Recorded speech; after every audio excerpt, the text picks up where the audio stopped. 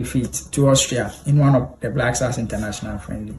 I think it's a game that Ghanaians were expecting, maybe not even expecting Ghana to win, but show up and be a bit more competitive. But unfortunately, the scoreline really doesn't represent that. The first half was fairly okay because Ghana was down by 1-0, but the second half was not really good. A lot of defensive errors and conceding goals or moments where we lost concentration. I think it's a game that the Black Stars will live to forget, but one that was not good enough, because if you're praying for the World Cup, obviously every opponent that you face, you need to show up and at least play some good football. But Otuado also used this opportunity to test some few players. Atizigi was given an opportunity to be imposed for the first time. Ever since we played the African Cup of Nations qualifiers, it has always been Benjamin Asari, but Atizigi was imposed, and also at the back, he tried something different. He tried to bring Jonas Ajeti, took him out, bring Patrick Pfeiffer, gave him an opportunity to play, and also brought on other players. He tried Senaya and also Derek Atakon. Basically, it's a friendly match that Otuado used to test his players and get to know the boys as well. But at the end, sometimes you also need the results to be in your favor. A lot of people were expecting Semenyo to be at least great in this game. Unfortunately, we really didn't get the best out of Semenyo. But others have also said that maybe it's just like how we always use Semenyo. He has not really been actively involved in the Black Stars that much, and that's why he's not able to replicate the performance he has been given at Manchester City. But in summary, it's a good exercise. Yes, the coach gets to know his players, gets to try other new players, but it's a game that the boys will live to forget. Ghana has another opportunity to play against Germany on Monday, and Ghanaians will be expecting a reaction. For football expert, I'm generally Frank. This is my review of the Black Stars game against Austria. Brief summary of the game.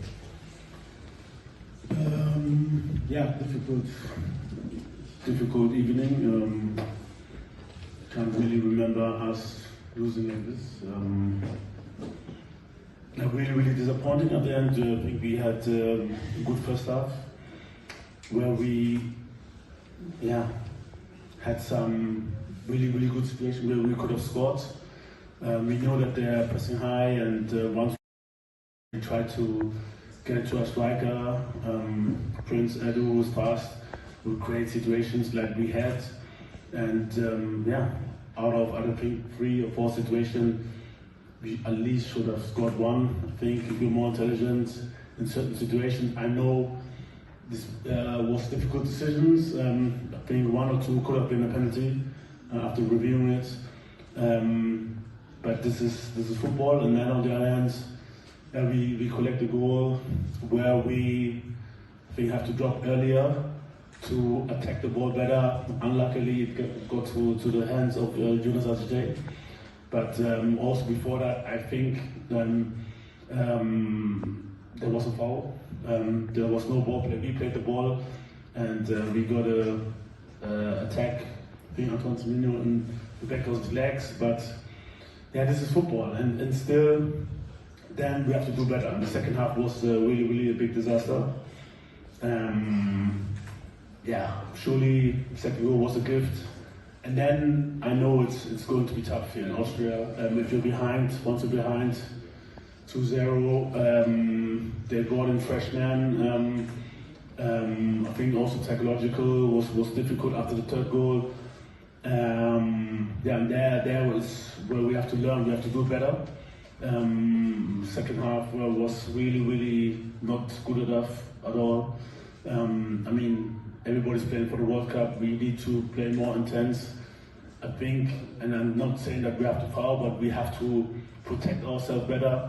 They had a lot of fouls, and I think we just some few. We got 1 yellow card, and I expect much more against the ball, especially to go with the men, with the 1-2s. We know what they were doing, and there we have to do much better. So second half was really not good. At the end, surely I think it was a little bit too high if you compared it 2 halves, but big lessons to learn, especially for our young players. And now it doesn't help to talk too much about it. We have to look forward to the upcoming match, and it will be even a tougher opponent, but we have to put everything in that match to bring back the belief in our team also, and to show that we can compete on the highest level.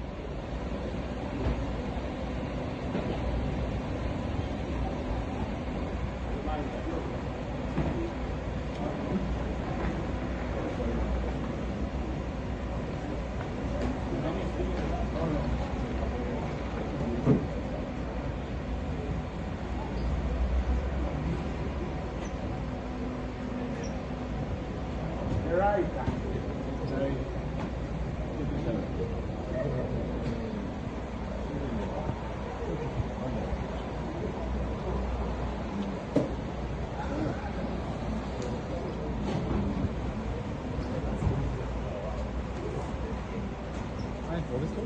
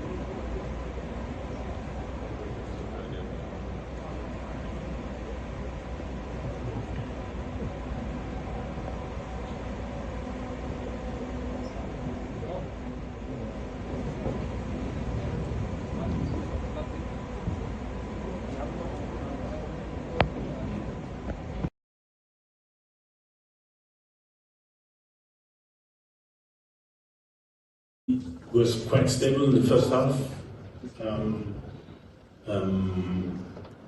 Surely, I mean, like on the statistic, it doesn't show that we had chances. Actually, we had one shot on the goal, but everyone who watched the game saw, I think, that we had a situation where we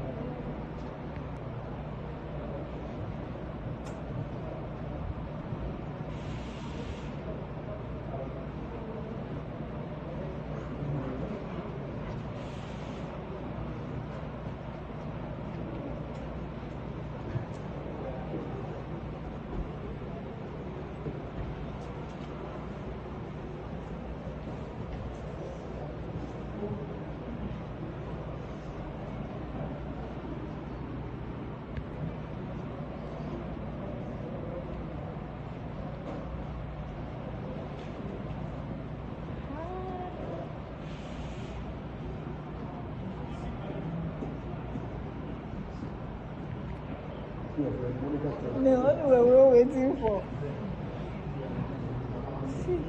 See the number of technical teams they have. See the number. Ghanaians say. Complete.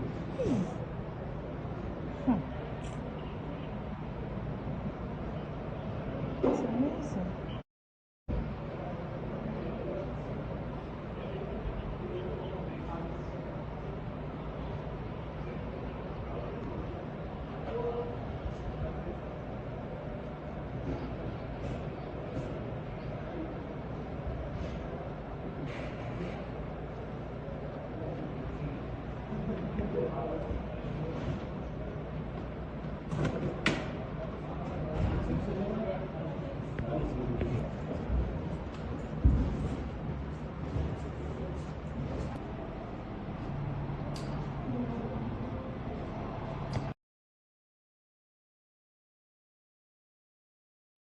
So the Black Stars have played a defeat to Austria in one of the Black Stars international friendly. I think it's a game that Ghanaians were expecting, maybe not even expecting Ghana to win, but show up and be a bit more competitive. But unfortunately, the scoreline really doesn't represent that. The first half was fairly okay because Ghana was down by 1-0, but the second half was not really good. A lot of defensive errors and conceding goals or moments where we lost concentration. I think it's a game that the Black Stars will live to forget, but one that was not good enough. Because if you are praying for the World Cup, obviously every opponent that you face, you need to show up and at least play some good football. But Otuado also used this opportunity to test some few players. Atizigi was given an opportunity to be imposed for the first time. Ever since we played the African Cup of Nations qualifiers, it has always been Benjamin Asari, but Atizigi was imposed, and also at the back, he tried something different. He tried to bring Jonas Ajete, took him out, bring Patrick Pfeiffer, gave him an opportunity to play, and also brought on other players. He tried Senaya and also Derek Atakon. Basically, it's a friendly match that Otuado used to test his players and get to know the boys as well. But at the end, sometimes you also need the results to be in your favor. A lot of people were expecting Semenyo to be at least great in this game. Unfortunately, we really didn't get the best out of Semenyo.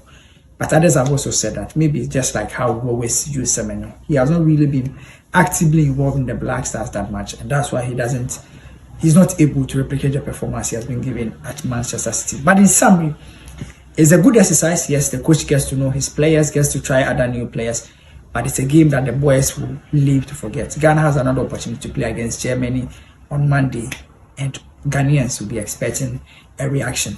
For football expert, I'm generally Frank. This is my review of the Black Stars game against Austria.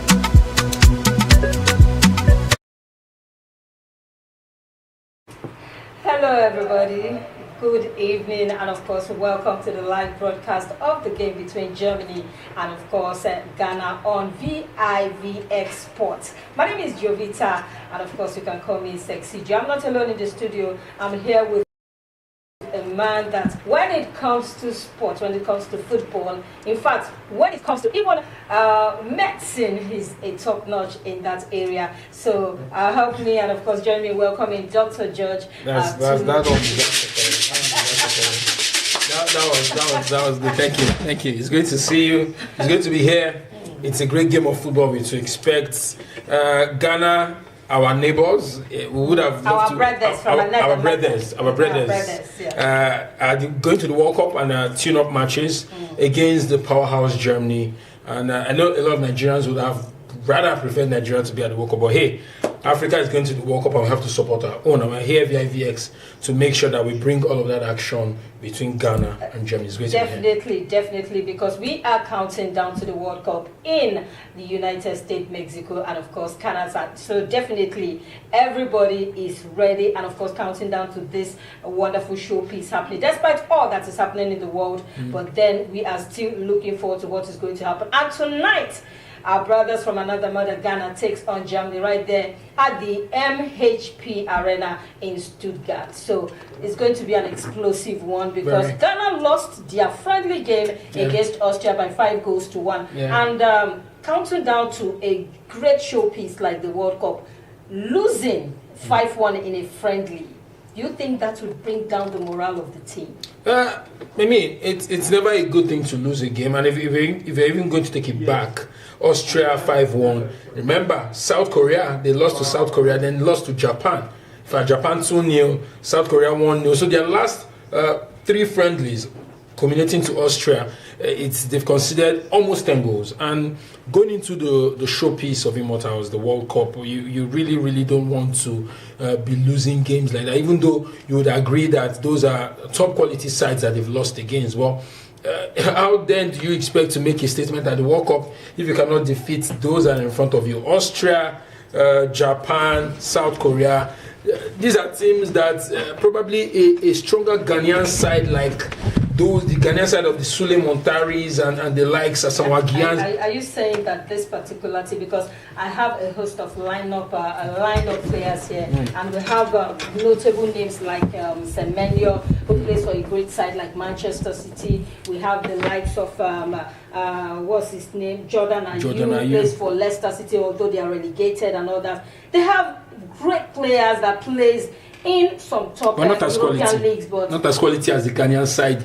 The great Ghanaian side of 2006, that I think was it 2006, where somehow Gian missed a last-minute penalty. Yes. That side comparing to this one, no, definitely. All right, quick one before we continue it. Let me quickly give you the lineup of who is going to do the battle for Ghana against Germany right there in Stuttgart. And of course, we have number 16 shed Benjamin Asare. We have number 2 shed Derek Korn. Number 3 shed Caleb Yerenki. We have number 4 shed Jonas Ajate. Thomas Partey wears jersey number 5. Kwasi Sibo comes with number 8. Jordan Ayew is the captain of the side, and of course he's on the number 9 jersey. Antoine Semenyo, the man doing great things with Manchester City, comes with number 11 shirt. 19 we have Prince Kwabena Adu.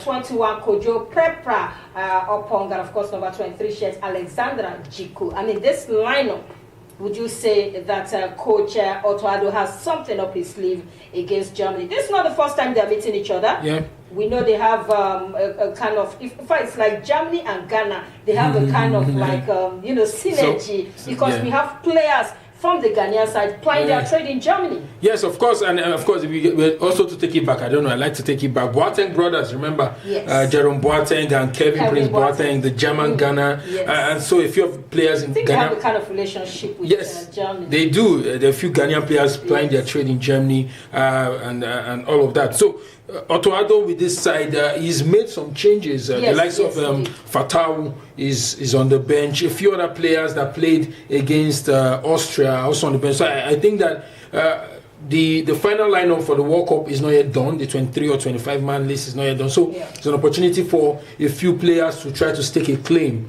and stick. They're just trying to book their seats on the plane going to the US, and so he's trying to switch up a few things. Germany, quality side, but you definitely, as you said earlier, would not want to underestimate or downplay the Ghanaians. They could. Semenyo is there, and so he's a different maker on a good day. And of course, a quick one for the German side. We also have the lineup, and of course, quickly we'll give you that one. We have in goal Alexandra Nobel. We have Joshua Kimmich, Jonathan Tah, Schlotterberg. We have Nathaniel Brown, definitely. And of course, okay, let me start all over again. Number 12 shirt, Alexandra Nobel. And number 4 shirt, Jonathan Tah. And number 5 shirt, Pascal Gross. Joshua Kimmich is, of course, the captain of the side. And of course, he's sporting jersey number 6. We have Kai Havertz on jersey number 7. Nick Voltamada on jersey number 11. Number 15 shirt is Nico Schlotterberg. We have number 16 shirt, Angelo Stiller. Number 17 is Florian Wirtz, the man from Liverpool. Nathaniel Brown comes with jersey number 18. And of course, Serge Gnabry comes with jersey number 20. This lineup. Quality lineup, even though you would say that it's a mixture of the first team and the second team, yes. Because we have the likes of Rudiger on the bench, Goretzka on the bench, Leroy Sané, Mamadou Thiaw, their centre back on the bench. But you look at this is a solid lineup. You have Voltamada, Havertz. These are guys playing their trade in England, doing great guns. Serge Gnabry, season campaigner for Bayern Munich. They brought in Nathaniel Brown, left back, just to give their starting left back a rest. But Pascal Gross also playing in Brighton in England. So you look at this team, of course, the captain Joshua Kimmich, fantastic player for Bayern Munich. And on a good day, in a typical World Cup game, you might look at this side and think that that's a proper starting lineup. And it just shows that Germany, led by the coach, is definitely not resting on his oars. Nagelsmann really putting out his best, at least most of the team, just to give them a good run in. Talking about Nagelsmann, he took over this German side, and for some years now, after winning the 2014 World Cup in Brazil, we see the German side struggled for some time. Then they picked up. I think last year they were fourth in the Nations League. And of course, would you say Nagelsmann has done a good job with this side? And of course, he had brought in some small boys. Let me put it that way. Some very young, to mix up the team. Would you say he has done a great job with this team so far? Well, I think he's done decently.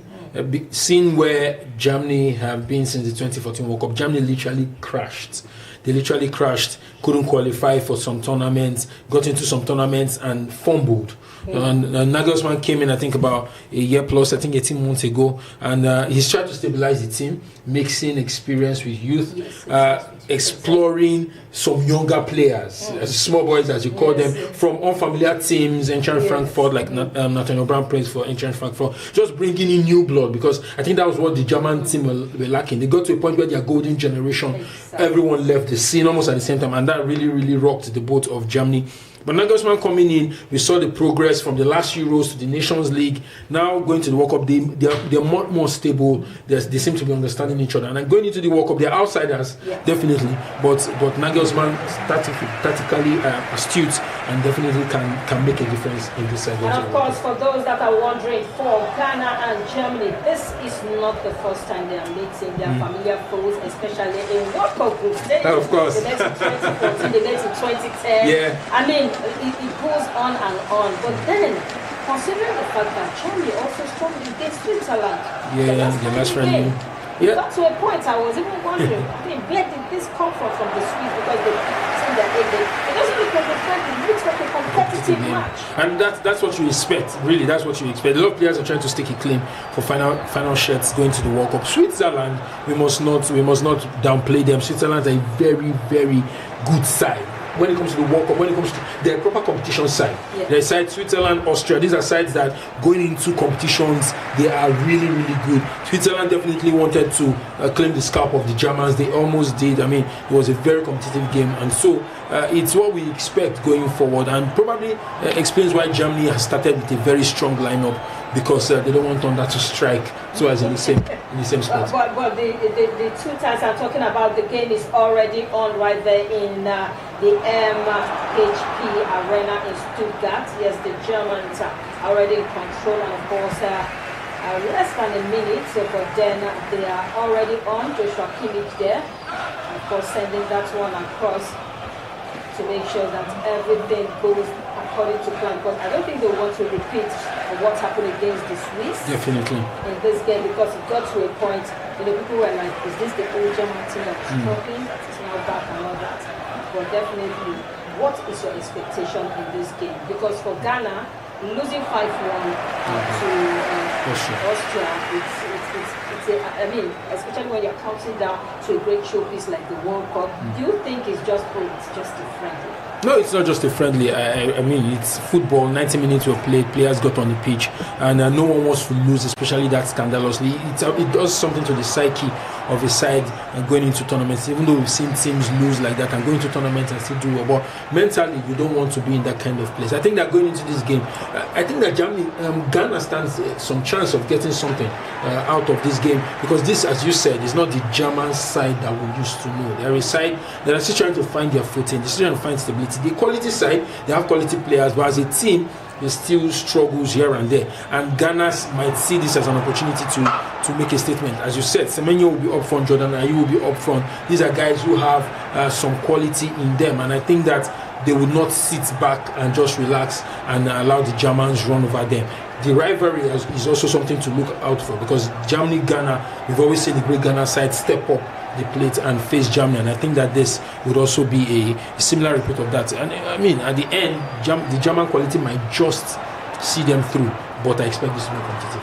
All right, and of course, you can join us live on YouTube, vivxsports on YouTube.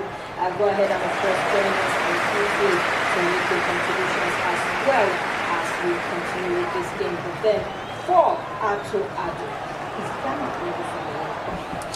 They were there in 2022? Yeah, they were there, poor showing. And Otto Addo was at the helm of affairs. That was early days in that team. But he spent about 3 years with the German Black Stars, and so he understands this team better. He knows his players better. Will he say they are ready for the World Cup? I would say no. He might not. I don't think he would think that he's ready for the World Cup, because the team, I don't think he's gotten the team to play the way he would want them to play. And so really, he would be hoping that they can get one or two things firing before the World Cup. But I mean, in this game, as we can see, Germany is already taking shape. Germany, Voltamada is already on the floor. Just missed the first chance, linked up with Kai Havertz. That was close shave. But that's the quality that the German machines have. Kai Havertz and Voltamada, those are the top two striking options for Julian Nagelsmann, and you can see that they almost got a goal there. And of course, the referee for this game is none other than the English owner, Stuart Atwell. He's the man in the middle, making sure that everything goes well without Robin Peter to pick up. And of course, you can join us. The number to call is 081 361 97658. I will say that again, 081 361 97658. You can make your contributions, and of course let us know what they got. Then that particular one, talking about Kai Havertz and of course Voltamada. Voltamada has struggled for Newcastle United of late. Yeah. What would you say is responsible? Is it because he's being played out of position, or because he has lost that spark? The spark he brought when he first came. Yeah, well, there is that, because when a new player comes into, I think the major reason is when a new player comes into a new terrain, it takes some time to understand the kind of play. Newcastle, to be very honest, is not the kind of team where you could probably play to Nick Voltamada's strength. You see, he's tall. He's, almost 6'7". Yeah, he's quite tall. He's quite tall, good on the ball. So the way Newcastle play hasn't quite favoured him, and then you add the part where he's being played out of position, almost literally like an attacking midfielder, just away from the box, and that further takes away the strength of the kind of player that he is. But coming to Germany, the Nagelsmann plays him as an out-and-out striker. All balls are directed to him, and you can see that difference. In the last 9 games, I think for Germany, he scored about 7 goals. for the German machines, and you can see that they know how to utilize him. We know the quality that he has, and he showed that at the beginning of the season. But I think he got found out. Newcastle also went on a bad run of form that has affected the whole team, and hopefully he gets his mojo back going into the World Cup, because if he does, of course, Newcastle benefits. And the man to take that particular one between Kai Havertz and, of course, the man they call Florian Wirtz. Remember, he got 2 goals against Austria in the last game. Last game against Switzerland, rather. And, of course, he's there once again to take this free kick for Germany. That one, oh my goodness, that was very, very close. Talking about the man that struggled to adapt in Liverpool in England. Yeah. Fantastic free kick. That was so close, just inches wild. Asare literally, if the ball has shifted, had no answers to that. Florian Wirtz, I think, has adapted. I think he's finally gotten his way around the Premier League. Last few games has been really good. He's a difference maker for Germany. He's a difference maker for Germany going into the World Cup. Definitely, he's at the center of everything good that Nagelsmann wants to do. And we saw with that free kick. I'm sure there will be more to come. And this German side have a lot of set piece takers, are really good. Kimmich also really good on the dead ball situations. They have a few of them there, and that would be a difference maker for them, especially when they face teams that they struggle to score goals. It's a fantastic free kick, and that's more to be seen going into this game. Definitely, and of course, 7 minutes has been played so far in this game, and still goalless right there at the MHP Arena in Stuttgart. And of course, the Germans are making virtually all the moves. We are yet to see the Ghanaians. The coach himself doesn't look happy. Of course, because 7 minutes played, and your team is practically defending at this point in time. Of course, I would have expected that, because quality-wise, the German guy is very good on the ball. They pass the ball really well, controlling things, and I'm sure Otto Addo definitely recognized the fact that Germans are a better quality side, and so you want to try soaking the pressure. You want to try to make sure you don't even concede within the first 15 minutes of play, and then hope that you can hit them on the counter with the likes of Antoine Semenyo, Jordan Ayew, Benson Ba, just going forward and hit them on the counter. So Otto Addo definitely apprehensive at this point, but they haven't conceded, which means everything is good. Ghana need to keep it tight at the back, especially because these Germans really are a better side than them. Do you think they are still as sharp as they used to be? The Ghanaian side? No, the German side. Yeah.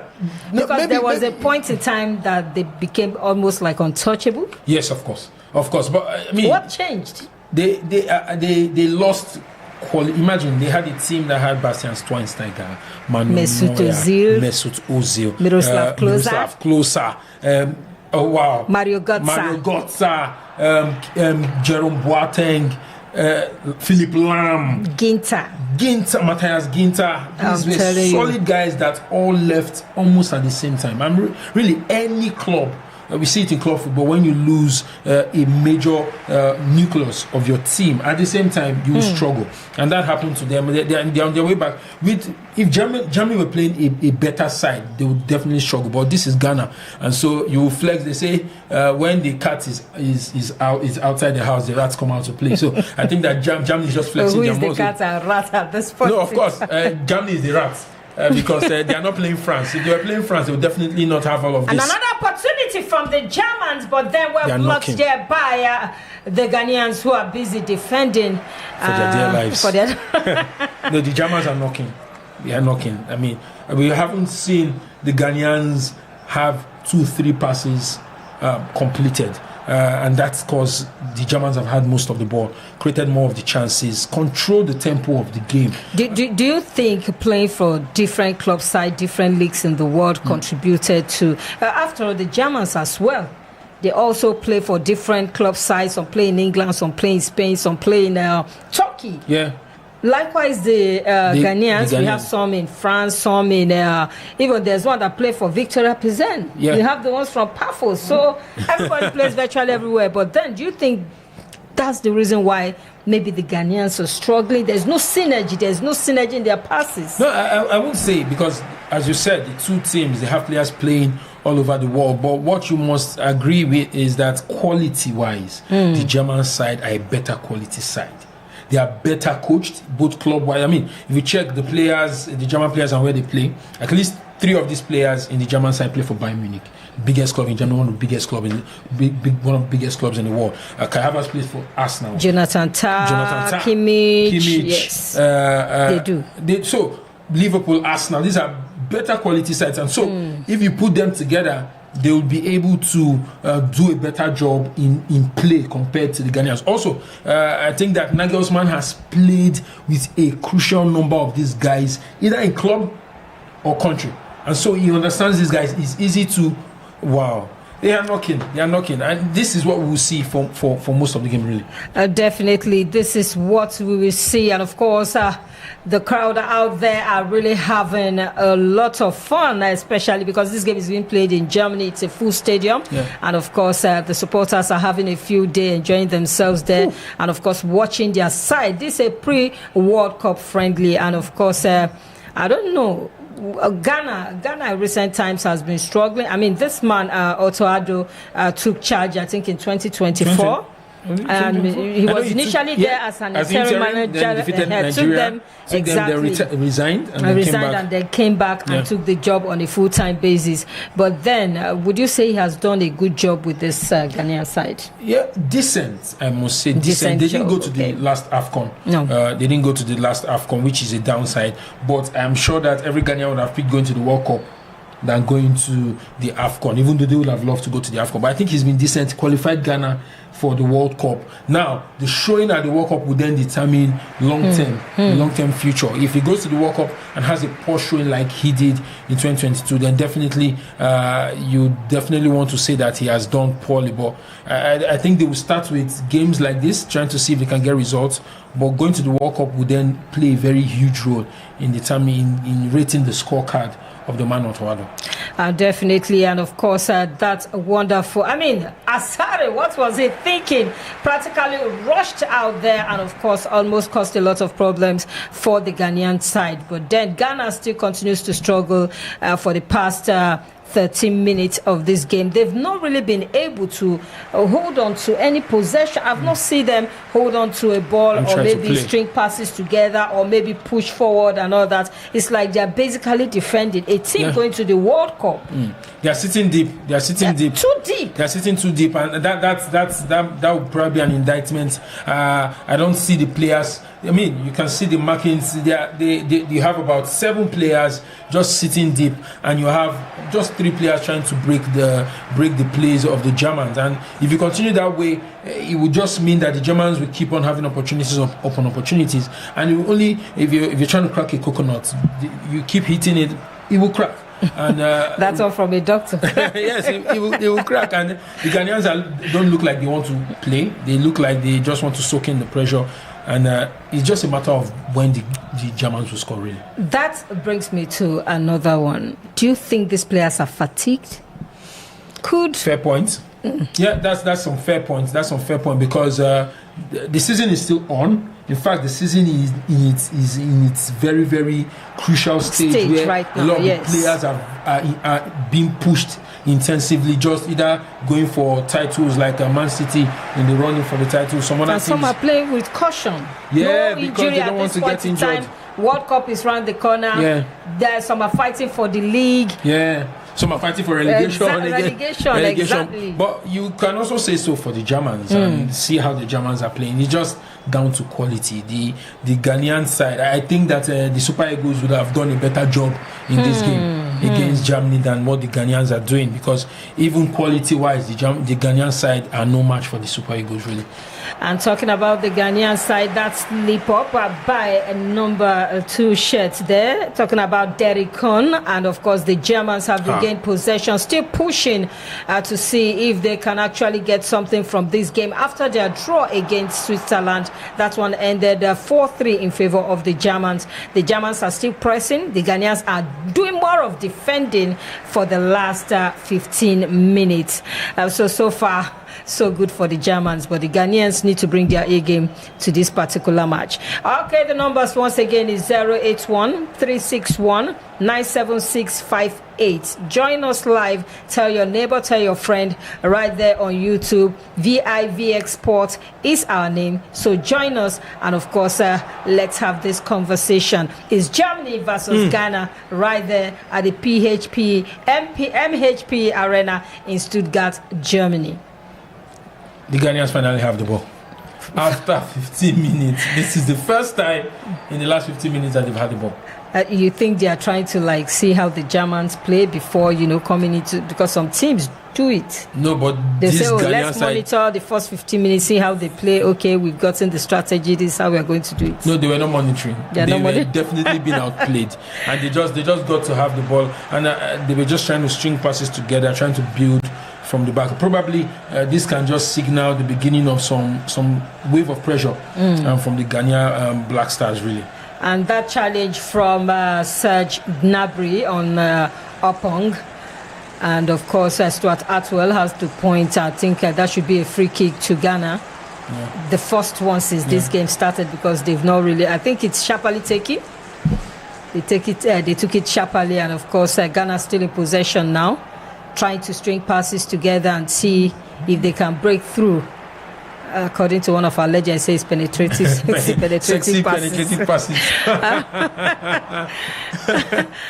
That's what beats me. But then are you,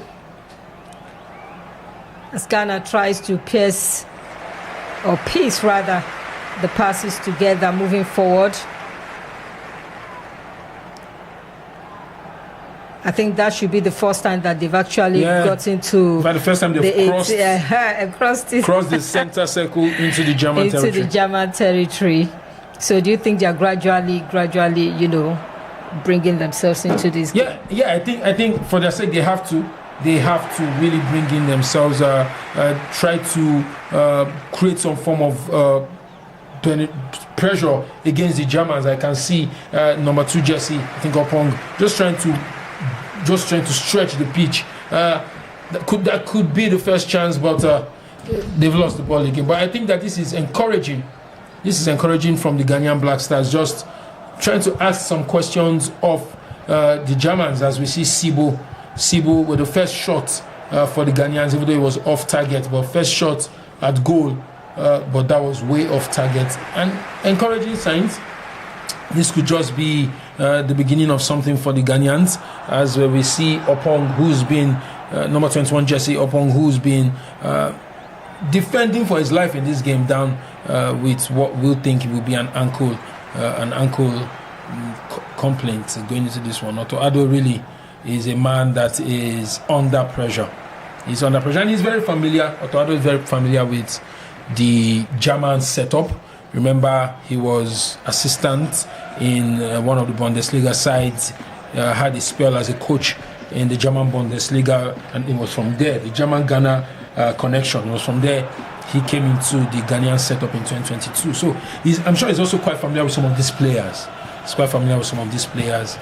You see the tackle against Serge Gnabry, really taking out number 21 Opong.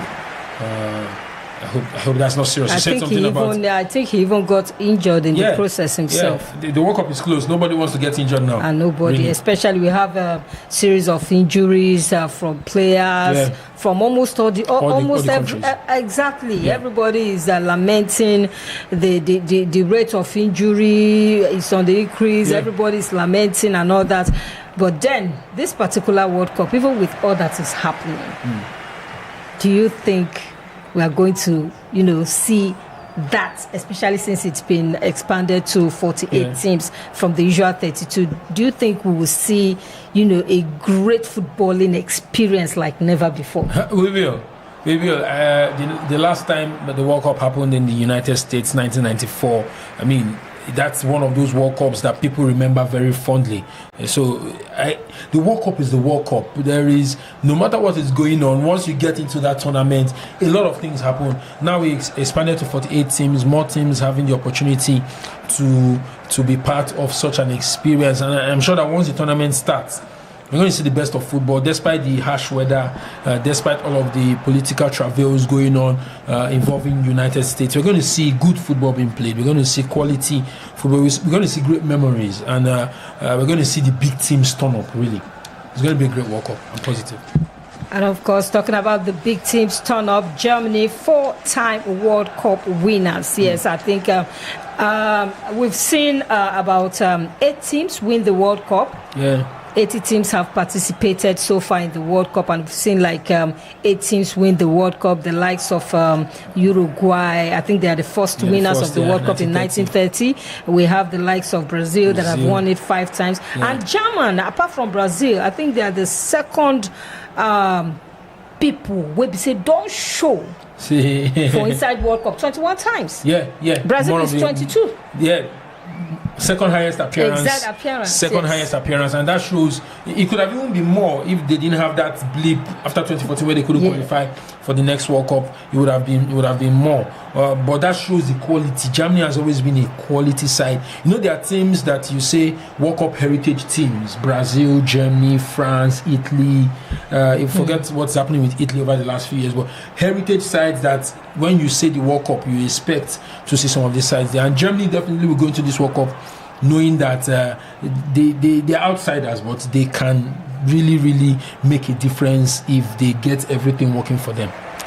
Definitely. And of course for Ghana, I think the most that they've gotten to at the World Cup is, I think, quarterfinals. Yeah, the quarterfinal, I think it was 2010. Yeah, Asamoah Gyan. Yes. We'll all never forget. They were so close. That was the best result so far. They were so close. I remember in 2006, I think they got to the round of 16. Yeah, that was I think that was the first World Cup. I think that was a fantastic World Cup. I remember very clearly Suleiman Tari with that bullet of a goal from outside the box.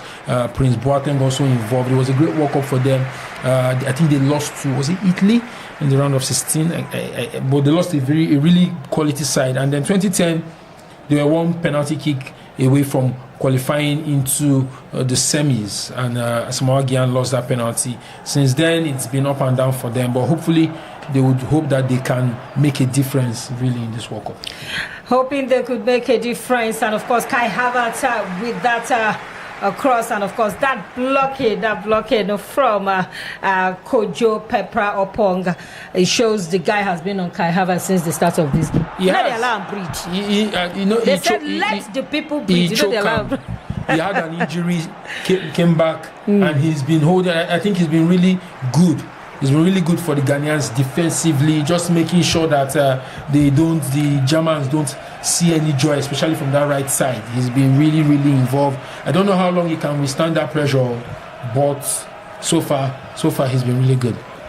So far he's been really good, yes, and of course they've played more minutes. More minutes, I tell you. But then as far as it's concerned, right there at the MHP Arena, it is still goalless.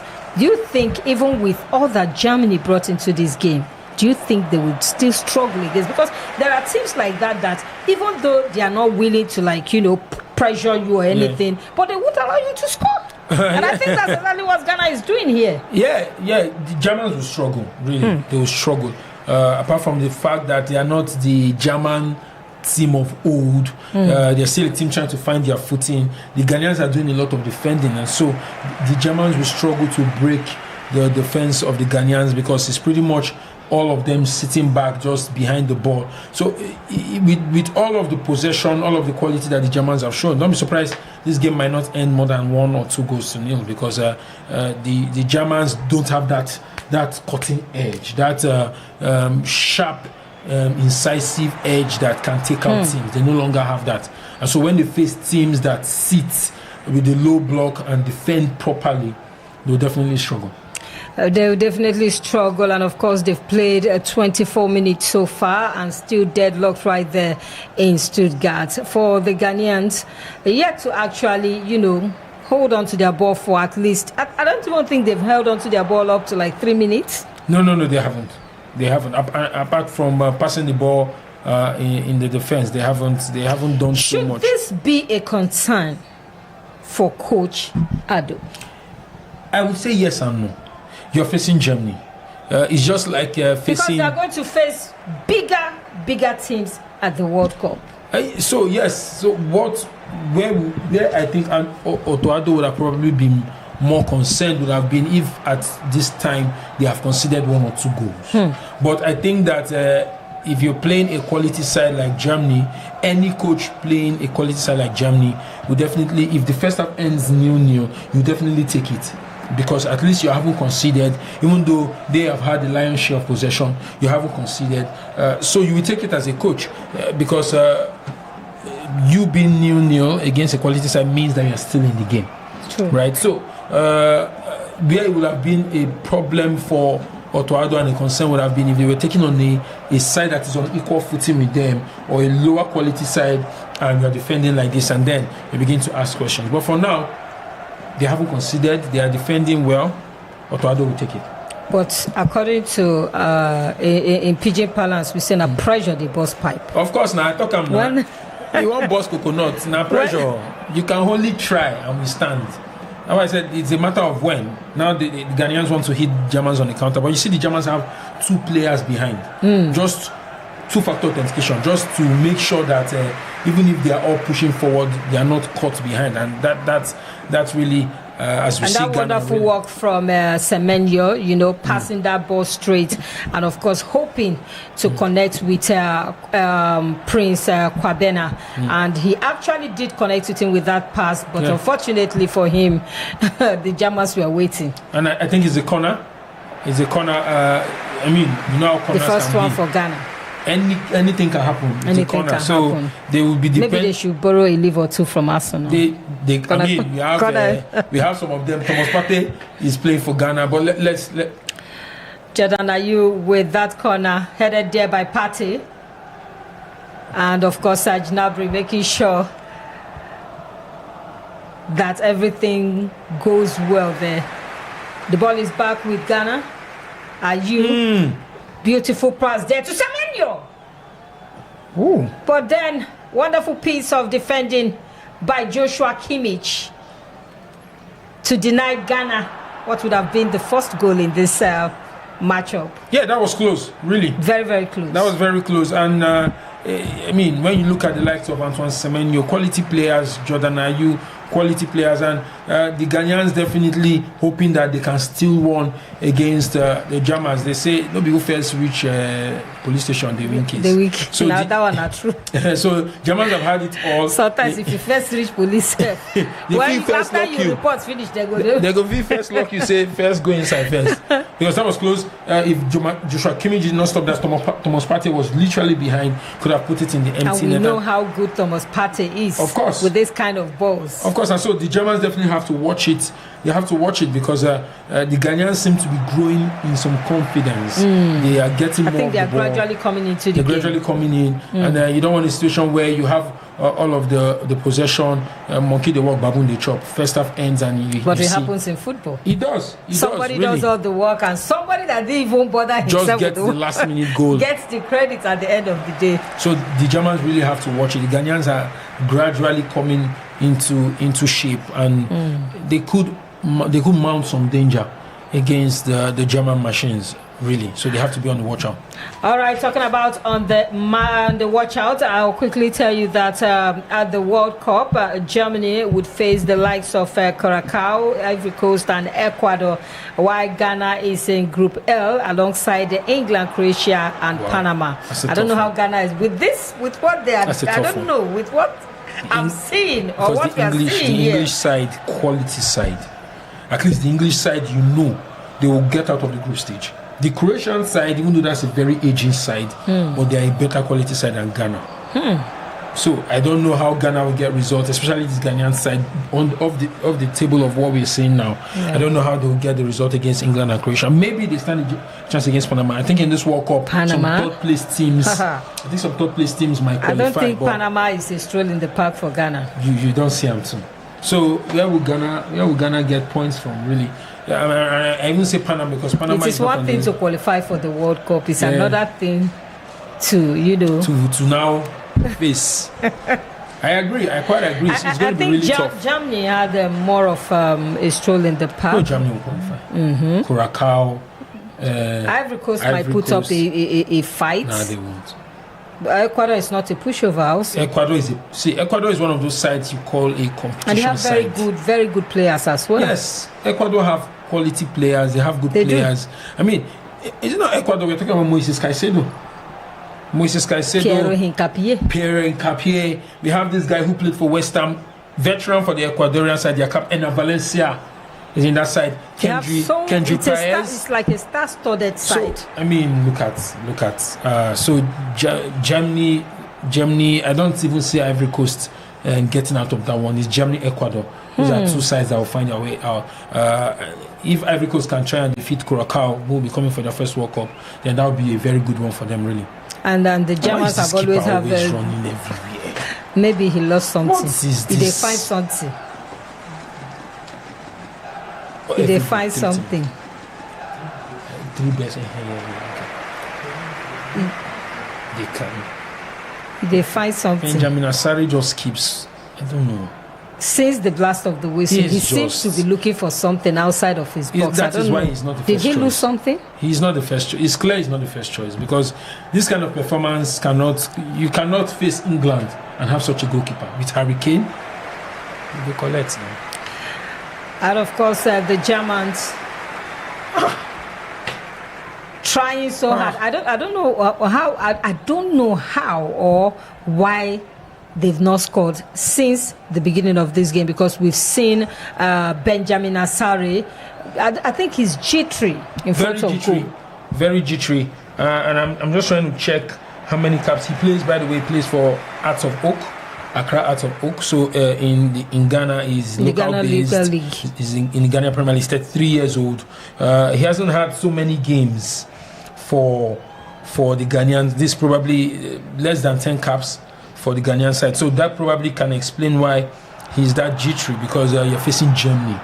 And that definitely is one that can shake a goalkeeper who is not as confident, really. But for a team preparing for the World Cup, I don't know. A team preparing for the World Cup, I think the Ghanaians should be able to do better. Already lost to Austria. Ooh. Yeah, they can do better, but we already said Toado, I think he's trying to test out some players just to see who he can take and who he cannot take. I'm sure his first choice goalkeeper Ziggy is on the bench. He's on the bench, so you want to probably see your other goalkeepers just in case. But on basis of what we've seen, Benjamin Asare has not covered himself in glory, really. I mean, goalkeeper, he might just make one of the 3 goalkeepers that will go, but so far. As I said, he's made this is the 7th cap for Ghana, and probably the biggest of the 7 caps just facing Germany. So I'm not surprised with how jittery he is, but he will probably just be a squad player, really, except something out of the blues happens to Ziggy. Well, definitely, unless something happens to Ziggy, but finally the Germans have netted. I don't even know how one takes up. I said that one will go stand. I think that one will not stand. Yeah, I don't. I think he's off. Talking about Florian Wirtz. Plenty of work to do, but then the Germans coming on the back of their win against Switzerland. They want to prepare better. They want to prepare well, because over the years it's like Germans have been struggling. Yeah. They've been literally struggling to come back to, like you said, the golden generation, or even do better. Yeah. But unfortunately, a lot of them are even in their late 20s. Yes, I mean, Sejanabri, closer to 30. Joshua Kimmich, closer to 30. Jonathan Tah. They have some young players, of course, Schlotterbeck, Volta Mada is about 22, Kai Havertz, Florian Wirtz. So they have a foundation of players that can build the next generation for German football. But really, I think that before the likes of Joshua Kimmich and the likes retire, they would look at a tournament like the World Cup as an opportunity to make a statement and trying to see if they can bag international glory and do something great for themselves, really, before they retire, because a few of these players are old.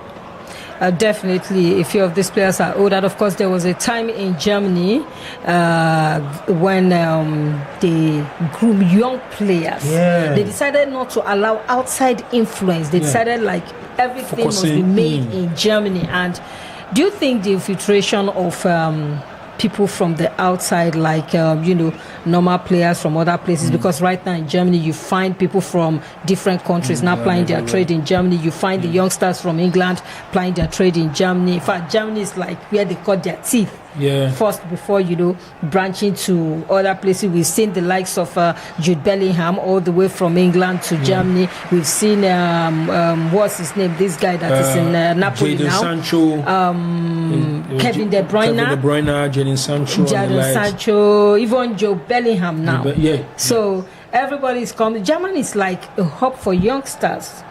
Unfortunately, it's not for the German. It's not for the German youngsters really. Something has happened that the Germans are no longer producing quality players like they used to. It's the same thing with Italy. Do you think it's because they invited outside? Because initially it's very rare. You see those from outside. They are very, very rare in the German league. Football is becoming big business, and so you definitely want to improve your league, and one of the ways of improving your league is inviting outside influence. What that also does is that it sort of affects, just like the English Premier League. And we've seen how that league have grown. In fact, overgrown. So the Germans definitely, as we see the goal again, it was clearly off. But as you said, now pressure they make pipe burst. This is coming gradually, and one of the rules they wanted to test at the World Cup is the offside rule. Whereby it is no longer about if a certain part of your body is it has to be the whole body. The whole body has to be. I don't think that would be fair, really. I don't think that would be fair. I don't think that would be fair because you know what it means to have your whole body off.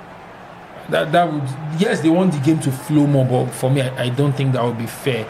And I don't think it will work in the World Cup. I don't think a lot of teams will allow. Like a lot of countries will kick against it because that would just mean that a lot of goals will be considered, and a lot of goals will be considered. And while that FIFA might want that for football, a lot of things might just kick against it. Do you think there are too many rules in football? You are getting too many rules. Too many rules. That is affecting. Too many technologies. Yeah, I agree. Many rules. The beauty about football is the free flowingness of it. The fact that you score a goal and you don't have to wait another 10 minutes to know if the goal has gotten in. The game used to flow a lot, but now we're having technology, VAR, goal line, now offside, freak. I mean, it's a lot, and it's affecting the spontaneity of the game. I mean, and even to some extent, the controversy. We used to love the controversy, even though we don't want it to be too much. But I remember the 2006 World Cup, Frank Lampard's shot that crossed the line. I think that was what led to the goal line technology. But that kind of technology, Maradona's the hand of God, and all of those controversies, sort of what keeps the game. I think at the point he tied Thierry Henry too. Yeah, France. Yes, France. It was also, I think against the Republic of Ireland that meant I think he denied them that year to go to the World Cup or something. Yes, he denied the Republic of Ireland qualifying for the World Cup. So these kind of controversies. But when we have too many rules, it just takes something away from the game. So with the new set of rules that we've been seeing that they want to, I don't think countries will allow. It might probably but it's not up to the countries. FIFA is made up of people from different countries. So you might, definitely. So you might have some of those. The representatives have their country FAs tell them, just whisper into their ears and tell them not to. But let the game flow.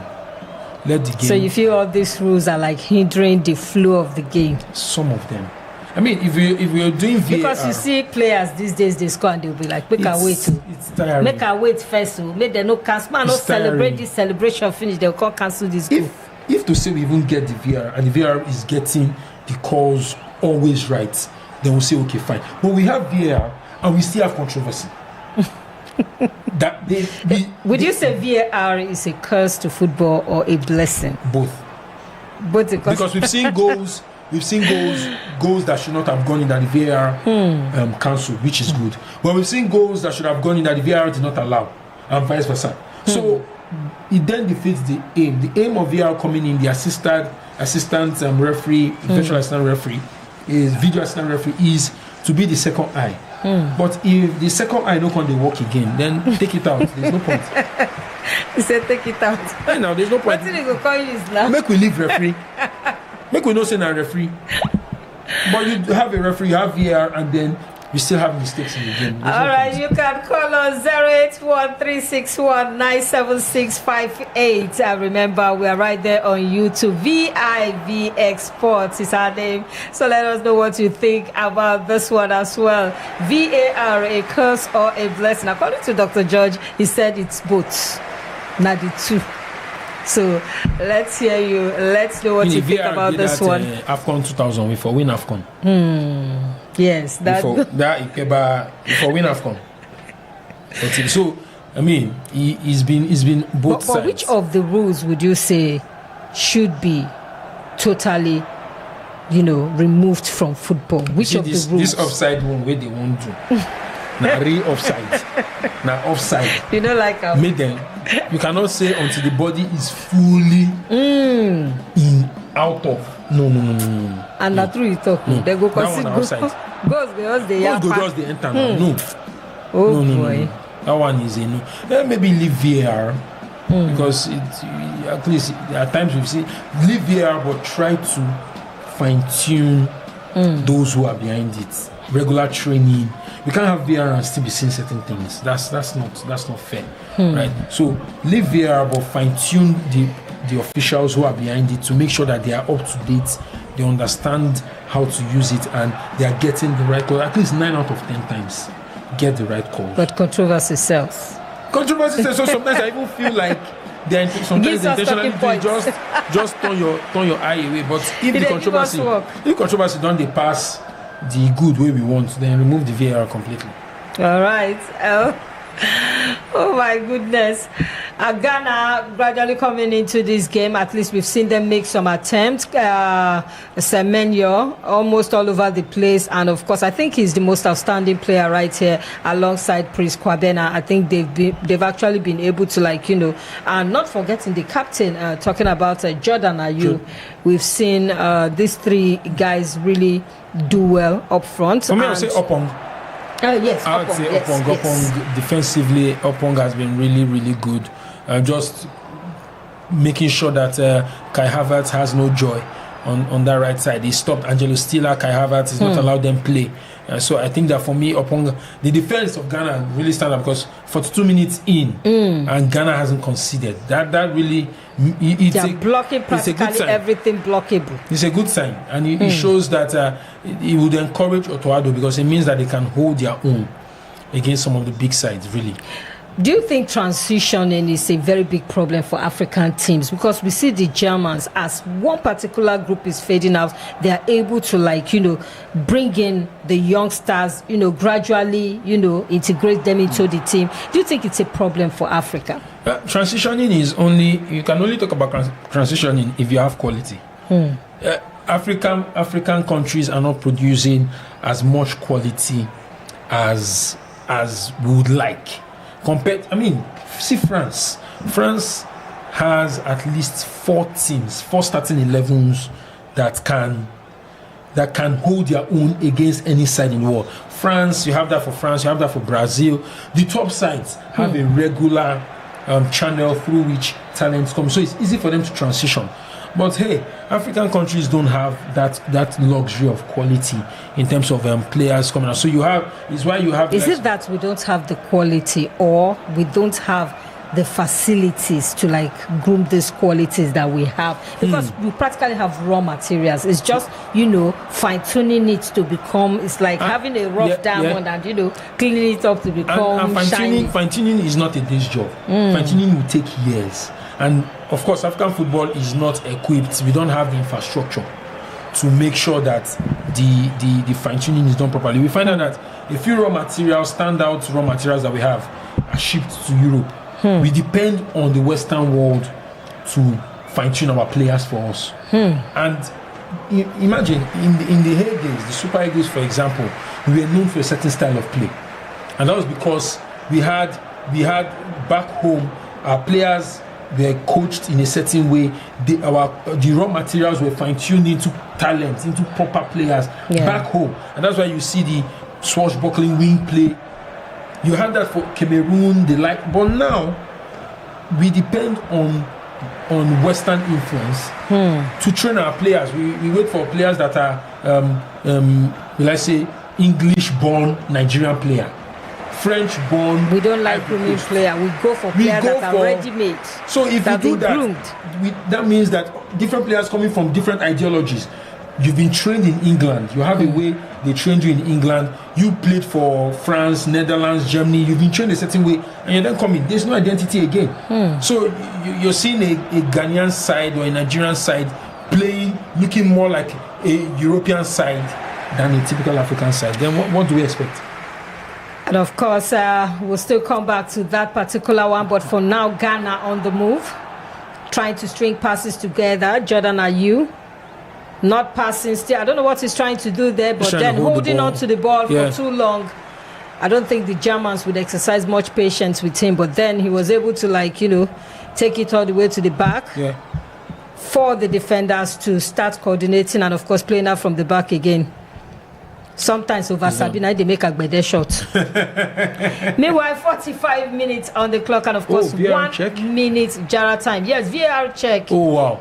I think there was a call for handball inside the 18-yard box of Ghana. I think from number 4 shirt. Yes. Jonathan Ajete. And I was really rooting for the first half to end 0-0, but it's looking like, oh wow. Do you see this game producing goals? That's a handball. All it takes is for the first goal to go in, and I think the floodgates will be open. Do you think they will still concede like they did against Austria? Maybe not up to Ghana, 5. not up to 5. Maybe not up to 5, but maybe a 2. 2. Maybe a 2. Beating a That's a penalty. I think that would be a penalty. That's a penalty. Handball. Yes, handball. It's a penalty. That would be sad for the Ghanaians. You said something about the technology and everything. This happened like 2 minutes ago. And he called it. Which is the blessing part. The blessing part. That's the blessing part because typically his hands are not in the natural position. Yes. And he knew. I'm sure he was hoping that the game would just continue. But and the Germans, it's like they are looking to. It's like the Germans are looking to at least have something to use cool body. Yes. For the first 45 minutes being played here. Do you think Asare could, Havertz shock all of us and that would actually be a shock, but Havertz will score. Kai Havertz to take the penalty. It's been a while I saw him miss a penalty. He scored against Arsenal by Leverkusen, if you remember, the Champions League. I think he will get this. Asare well composed to take this one. Kai Havertz, sent him the wrong way. Clean. He sent him the wrong way. And of course, the Germans are 1-0 up against Ghana.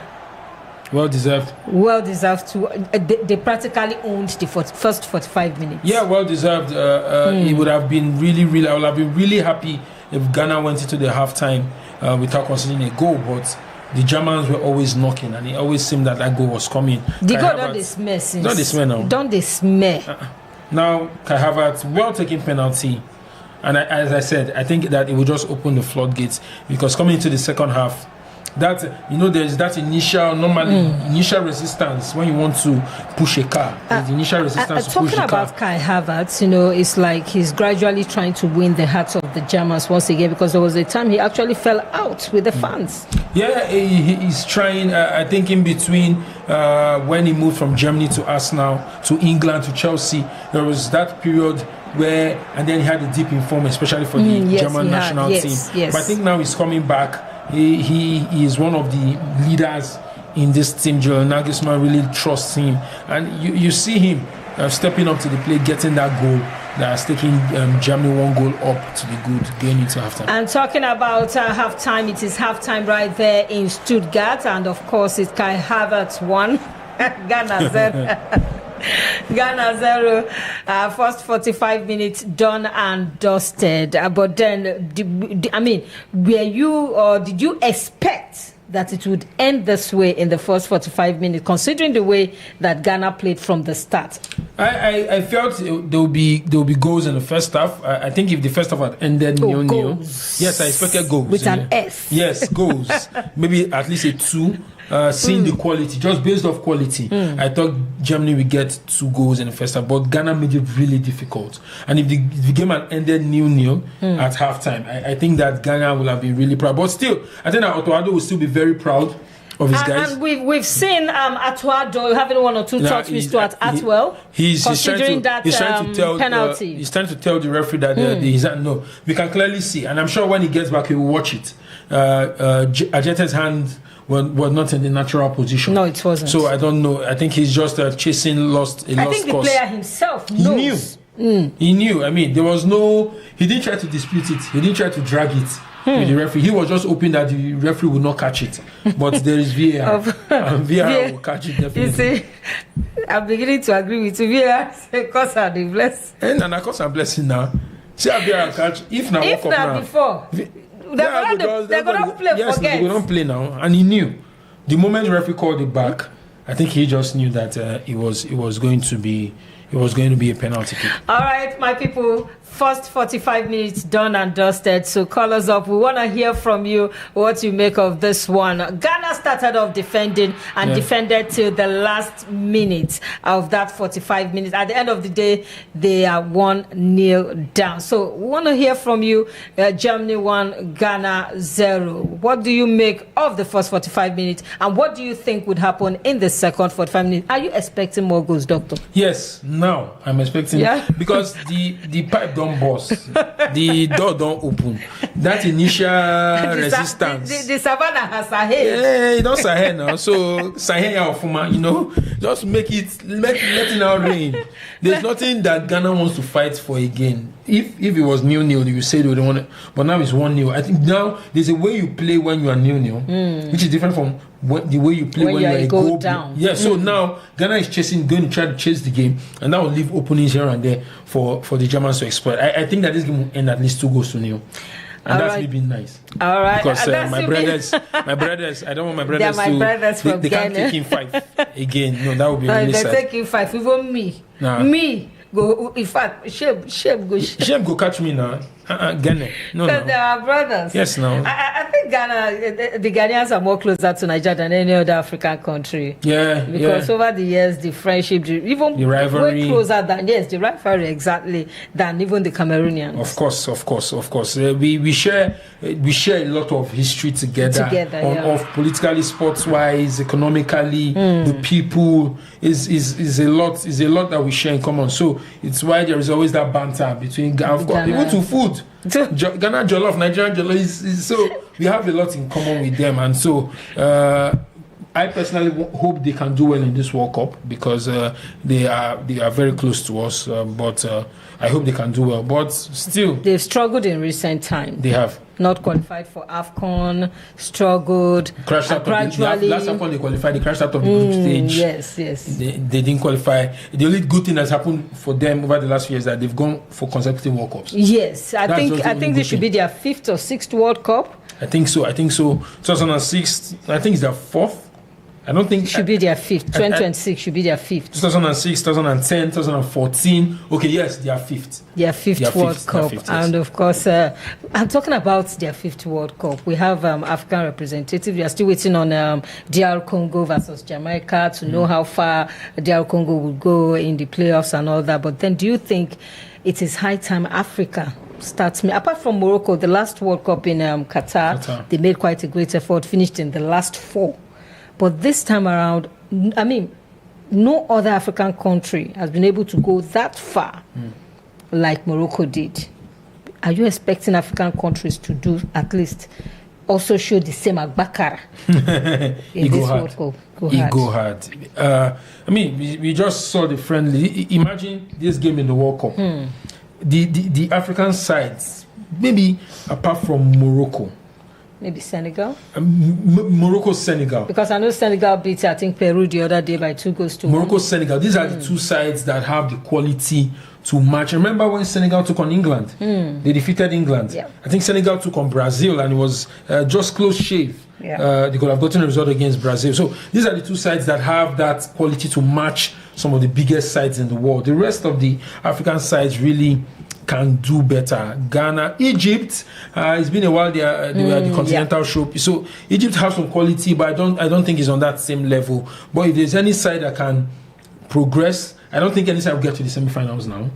Any African side? I don't think any African side. African side. Not from Morocco. I don't think so. But I think that quarterfinals, maybe Morocco, Senegal can. But imagine a World Cup where you're having the likes of DR Congo, Cabo Verde. These guys, yes, in Africa they can do gra-gra, but on the world stage they'll be beaten properly by even not. Let's not mention the big. They'll be beaten properly by a Saudi Arabia and the likes. What do you think African sides are lacking that is hindering them from winning the World Cup? Technicality. The World Cup has been there since 1930. This is 2026. No African side has won it. Check out the sides that have won it. South America, Europe. Quality. They have quality in terms of playing personnel, and the technicality to win a World Cup is not luck. It's not luck. Morocco got to where they got to in the last tournament, the last World Cup tournament, and you can see the investments that they had, over $10 million over the past made a lot of investment. 5 to 10 years. You can clearly see built quality stadiums. See, they all come together. Quality infrastructure, quality stadium, quality playing, coaches, quality league. It will all translate through the youth ranks coming into the national team. And that all culminated into Morocco getting to where they got. And that's why we can say in this tournament, Morocco will be one of the favorites from Africa to progress into the latter stages. It's not luck. You can't luck your way through winning the World Cup, because see Spain, quality. When you get to the time when you face those sides, can you match up? Spain, Portugal, France, England, Belgium, Germany. These are top quality sides that are doing their homework well. But talking about, let me stop you there. Talking about Belgium, there was a time they had a golden generation. And even with that golden generation, they could still not win the World Cup. Exactly. So, I mean, their teams, there was a time Belgium had a golden, there was a time England had a golden generation. And even with how well good players, good infrastructure, they still could not win. Then that you're depending on Western influence to have your players. There is no African team, I dare say, there's no African team going to this World Cup that doesn't have Western influence. We all do. Yes. And then how you lose your identity, how then do you want to win? There's a stat that says I don't think there's any World Cup that has been won by a coach that was not born, that's not a national of that country. So it means that there has to be an intentional effort to groom your sporting infrastructure, your sporting economy, from coaches to medical personnel to players to the administrative. Everything has to come together. Do you think if Africa could accumulate what is being done out there in the Western world or in South America or other places aside from African continent, they have so many people on the team that helps the team, like their nutritionists, like the dietitians, like the therapists. Yeah. These are things that ordinarily some teams in Africa don't even, they don't pay attention to it. They're not challenged about it. You feel these are some of the areas that if we actually want to get there, we can explore. Yes, it is. It is. These little things that looks like is nothing is what is the difference. That's fitness, the nutrition, our own fitness here, the Akbobi no be here. No be here now. So when they put you 90 minutes, you tire out. These guys can go longer. They can play extra time. The mental strength. These guys have psychologists in their teams that can psych them up going into tournaments, take away some. Because I remember there was a time Mesut Ozil was like featherweight. Yes. And they were like, no. They got someone exactly. And these are some of the things that make all of the difference. It's not just, there's a lot that happens off the pitch that translates to what happens on the pitch. So we need to take a lot of these things seriously. Every aspect you have a situation where a country is going to the World Cup and the jerseys do not arrive at the World Cup till maybe 3. They have to use train.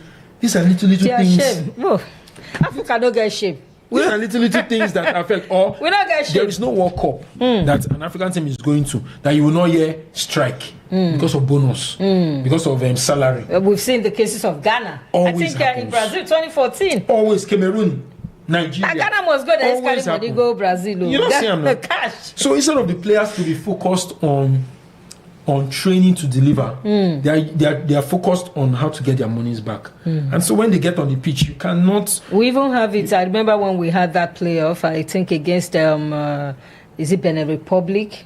We had that issue against DR Congo. We also had that issue. It's a reoccurring decimal. And I will not be surprised if before the World Cup we see one of these African sites saying that they will not travel. No, that one is Shabaka. It's in our DNA. So because I remember in 2014 when the German team that won the World Cup in 2014, there was a place I read where Mesut Ozil and the rest of the German side before the World Cup had a talk with their football administrators. Yes. They sat down. They spoke about their bonuses. They they sorted everything out before because they did not want any why we like distraction for this continent? What are they talk? Why we like distraction? Our administrators, they are supposed to do things off the pitch and not. Typically, before going into a tournament, you have a conversation. If you go this length, this is what you get. If you crash out, this is what you get. Oh, this is your daily allowance, your camp allowance, your feed. All those things sorted so that we are even going into a tournament and we're talking about hotel. So you see that why countries are paying attention to the football because other things are sorted. We are paying attention to the things that should have been sorted. So when you get on the pitch, you are not 100% focused to deliver. And the guys who are 100% focused, there will be once in a while where your luck will see you through, but it will not always happen. And that is why in the history of the World Cup, as you said, only 8 teams. Only 8. And the 8 since teams, 1930. The 8 teams are football royalty. Check them out. Brazil, France, Italy. France Germany. Won it twice. Germany won it 4 times. Uruguay won it, I think, once. Argentina won it twice. These are footballing royalty. Yes, twice. We even have what's their name? I think Spain. Spain won it once. Yes, Spain have won it. So even the countries that England has never. Okay, no, they won it 1966. Yes, once. And that was the last time they won. And England, we know how solid the country. A lot of countries haven't won. And presently, not even presently, since 2022. No. Holland have always come second. Yes. So these are countries whenever we now. Only 8 teams have won the World Cup. And we have more than at least up to like 80 teams that have participated. That have participated in the World Cup. And in every World Cup, only 8. In every World Cup, the contenders, you will call the same teams. Spain, France, Germany. I mean, now you might not call Germany. Spain, France, England. Which other top side will you? Italy, if they qualify. But at least you will call Spain, France, England.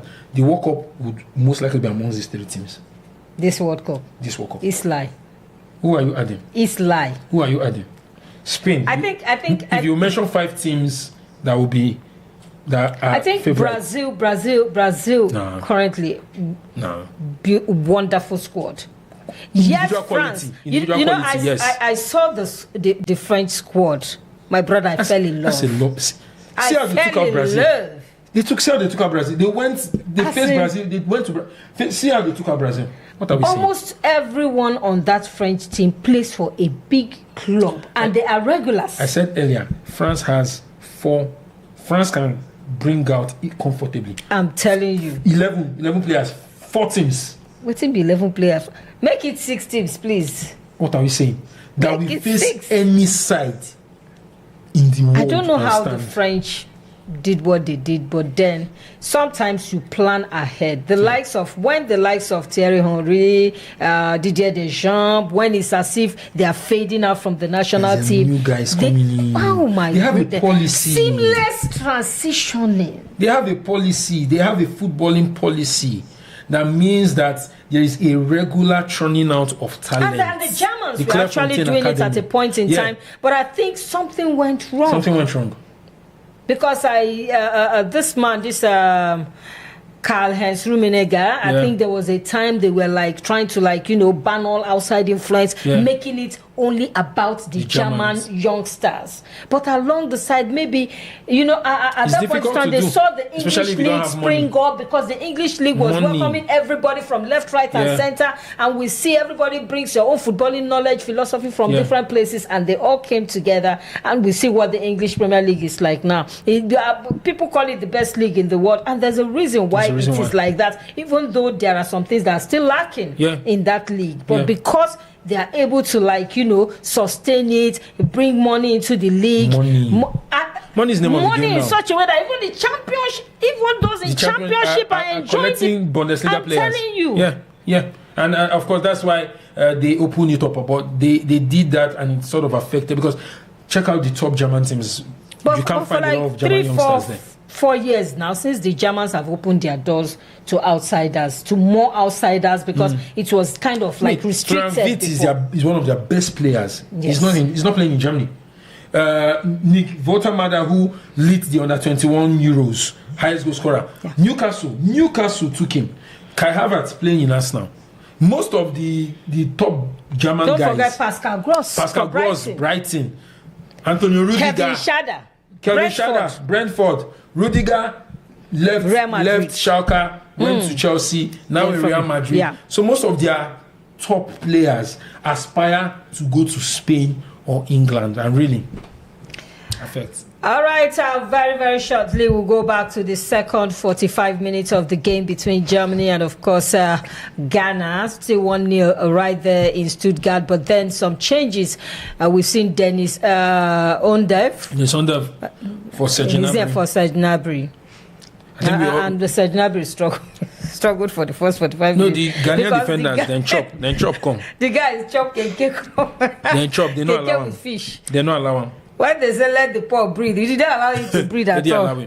I mean, Dennis Ondev in, Anthony Rudiger in for Jonathan Tah. I think those are the two substitutions. Changes, then, of course, Kwame Sibo, number 8 jersey for Ghana, has been taken off, and Elisha Owusu, who plays for AJ Auxerre. Midfielder for AJ Auxerre is in now. All right, second half is on the way, so call us up. We want to hear from you. We are live on YouTube, vivxsports.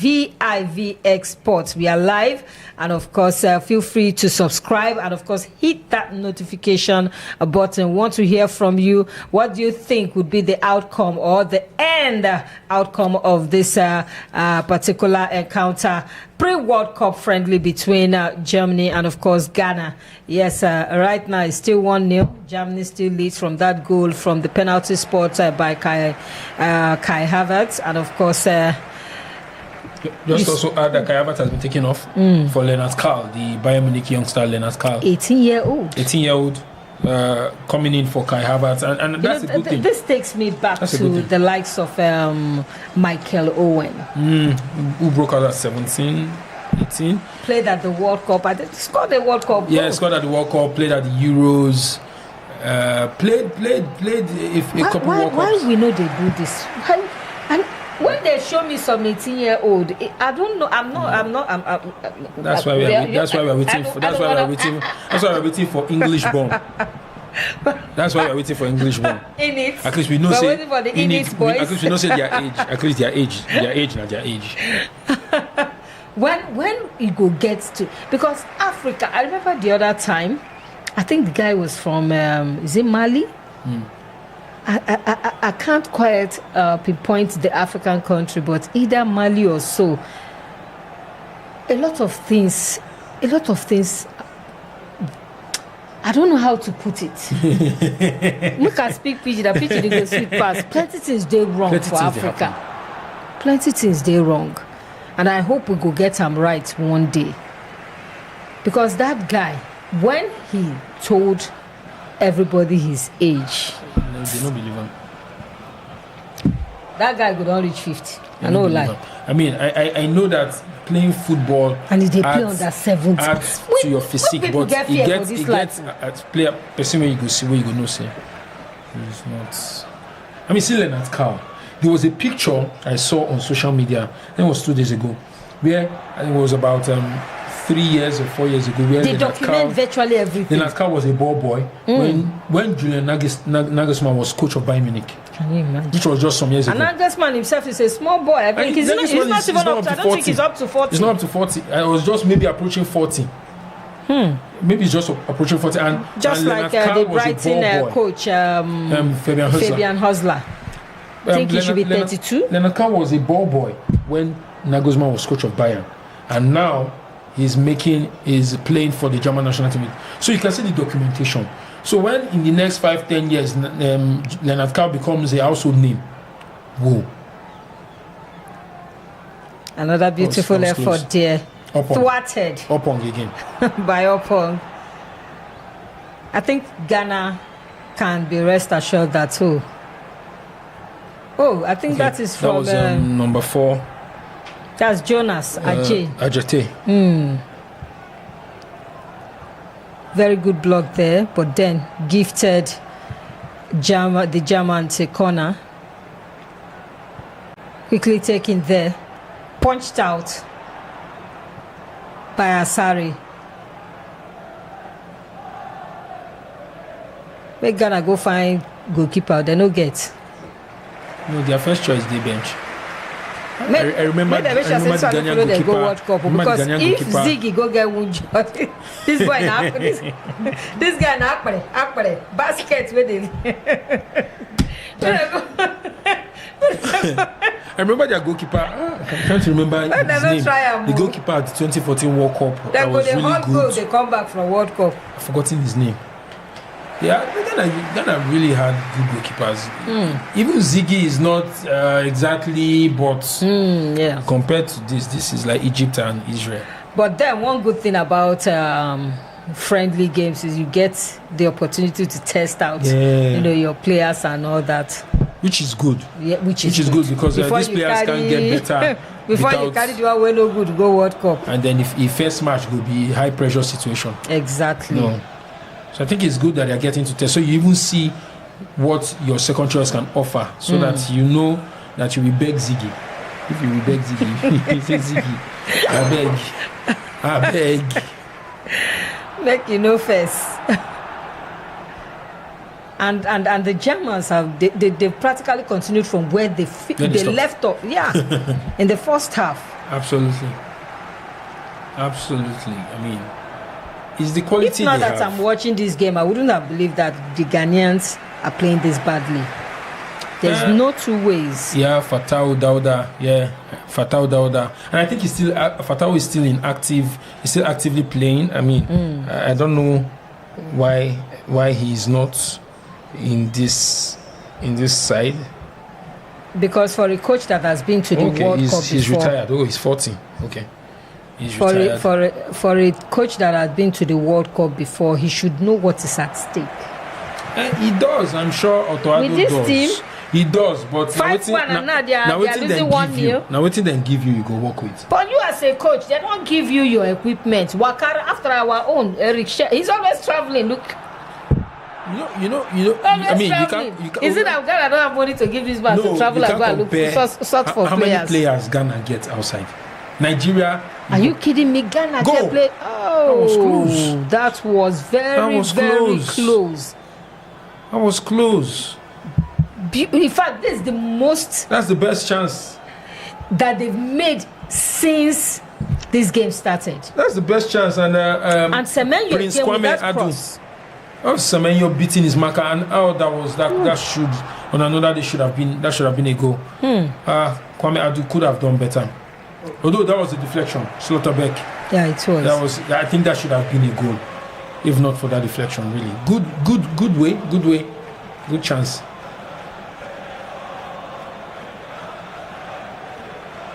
Semenyo is that run. It's like when Manchester City played against Arsenal in the Carabao Cup final. We saw the runs he was making in that particular flank, and we saw the crosses coming in and all that.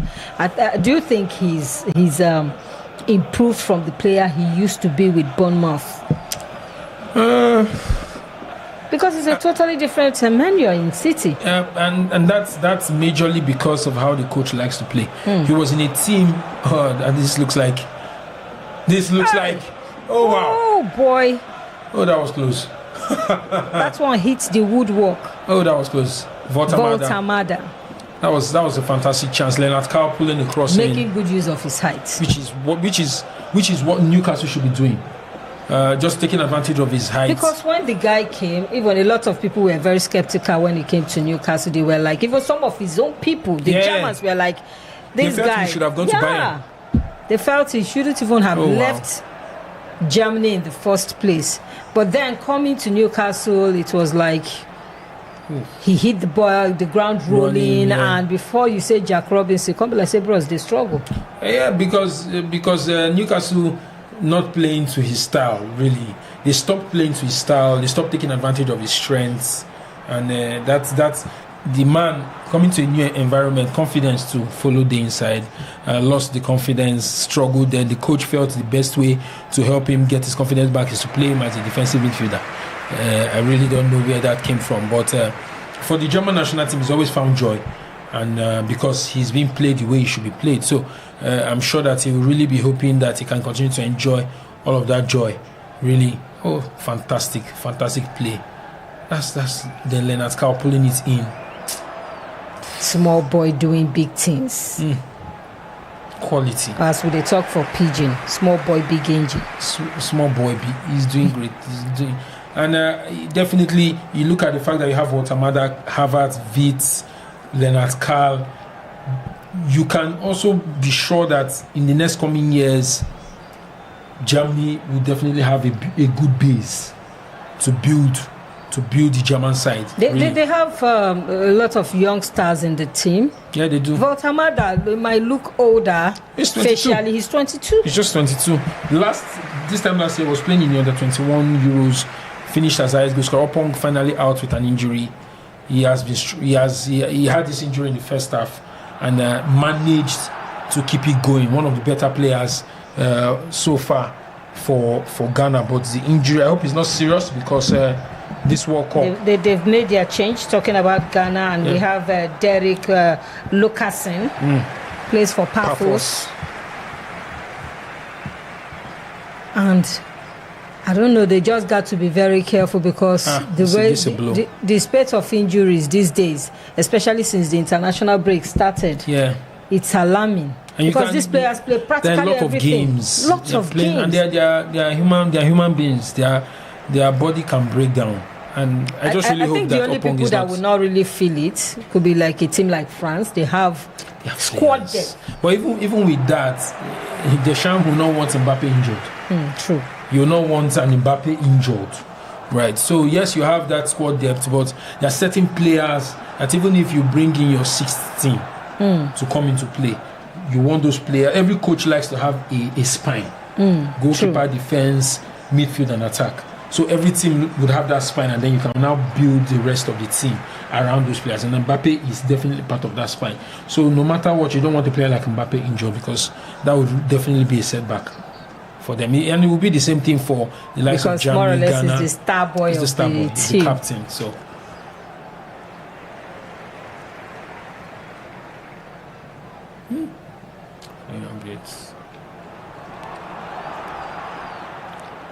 Plenty of work for Ghana to do.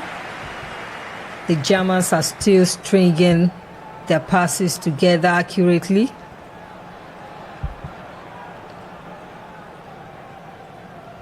Trying to look for a way to penetrate into the 18-yard box of Ghana. And one particular player that's been stopping a lot of penetration there was taken off Opong because of injury.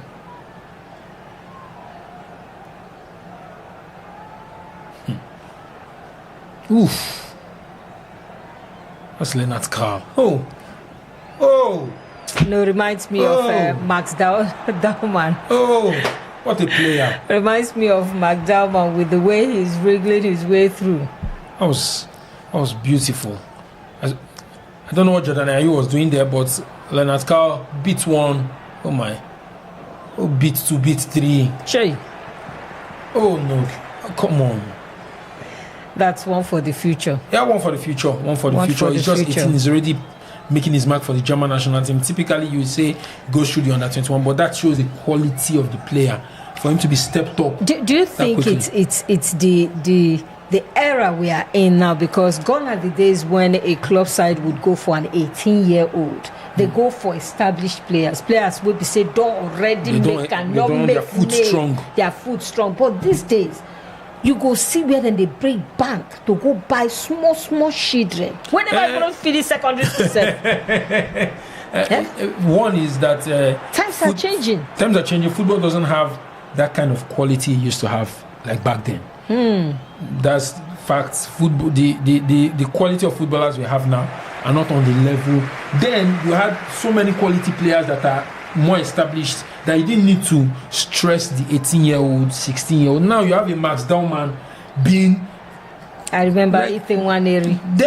Then you would those 16, 17-year-old boys. Back then it was just maybe Michael without Owen, pressure. Rooney. Even when Messi stepped out, Messi did not step out immediately. Messi's first 2 years was understudying the likes of Ronaldinho, Deco, Iniesta. He was in the B team. He was making his appearances without pressure. But now it's because we lack quality. That's why you have the likes of Leonard Carl, Max Dorman, the young boys making that huge step up. Normally, you're 16-year-old, you go play for the under 17s, you play for the under 20s, under 21, you build yourself, and then when you're entering 2021, 22, you then are eased into either the club setup, senior team setup, or the national team setup. But now, because teams need that quality, so once they see that spark, they grab you immediately. And teams, club sides are looking for quality. So once you can show 1 or 2 steps, they drop 100 million and buy you. And of course, Prince Adu, the first person to get a yellow for that challenge on Walter Mada. Yes, he got that yellow card. Oh, because he was supposed to leave the ball for what's his name, Joshua Kimmich, but he was proving he was obstructing him from playing out the ball, and of course got a yellow. I don't know why players they collect unnecessary cards sometimes. That was very unnecessary. Very, very unnecessary. Very unnecessary. It could have been avoidable. Maybe frustration because they are losing. Only 1-0. But still. Only 1-0. When they lose 5-1, uncle, what did they want to do? This one are just 1-0. Germany, wow. Full stadium for pre-World Cup friendly. I mean Stuttgart. Even Stuttgart or no Stuttgart, this is a pre-World Cup friendly. It's not even a competitive fixture. But that shows how much football is followed there. Football is loved. Football is followed. They've come out to see some of their favorite players. It's in opportunities like this, in situations like that, they get to see some of their favorite players, right? So they'll take advantage of it, and of course they have the means to pay to come and watch this game, as we see. I remember when they hosted the Euros, the facilities, everything top notch, and now they are holding a friendly. It's not as if it's one of their biggest. It's not the Munich. It's not Bayern Munich Stadium. It's not the Allianz Arena. It's not the Dortmund Stadium. It's one of their smaller stadiums, Stuttgart. But more changes. Florian Wirtz out just to rest some of their more established players. Angelo Stillo out. Because we practically have some of the coaches complaining. Yeah. So they've had to bring in Leon Goretzka. And the national team players, the national team coaches also saying, look, national team is a priority. You won't blame them. But everyone wants their players fit and ready. Especially we are at the end of the season, crucial times. We are also closer to the World Cup. So everybody wants their team in shape. A lot of times, the club coaches and the national team coaches have conversations to say, okay, play him for only 20 minutes. Oh, don't play him at all. Let him rest. If you don't need to play him, don't play him. And I think what we've just seen is it's a friendly game one, and the Germans are leading. So just want to step down the intensity, give some other players a shot, a run-in, just to stretch their legs. And that's what you see with the likes of Leonard Carl coming in, Joshua Wagnerman of Stuttgart coming in, I think David Rom of Leipzig also coming in. Angelo Stiller taking out. Florian Wirtz taking out. So some of the senior guys are taking out just for them to rest. And let the younger, the fringe players also have a feel of action. Everybody's testing out players. Yeah. Some coaches are inviting more than 35 players. Some are inviting 35. Some are inviting 20. Everybody wants to start preparing now. And now the injuries are setting in. So more work to be done by the coaches. Another corner. I think you did well with that particular effort you put in. The Germans did not expect that. They were expecting a crossing. But I think that was blocked. Deflection or block from Valtamada. That could have been a goal. Because the goalkeeper was blocked. He could not have seen that ball coming his way. Better one by the Ghanaians, hoping that they can use set pieces to get a goal in this one.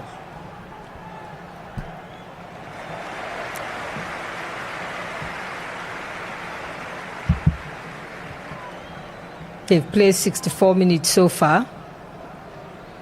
And still Germany leads 1-0. Apart from that particular effort made by Ghana, I think about a couple of minutes ago, they've not really had that chance to. Oh, that was a deflected shot from Valtamada. He was practically blocking it.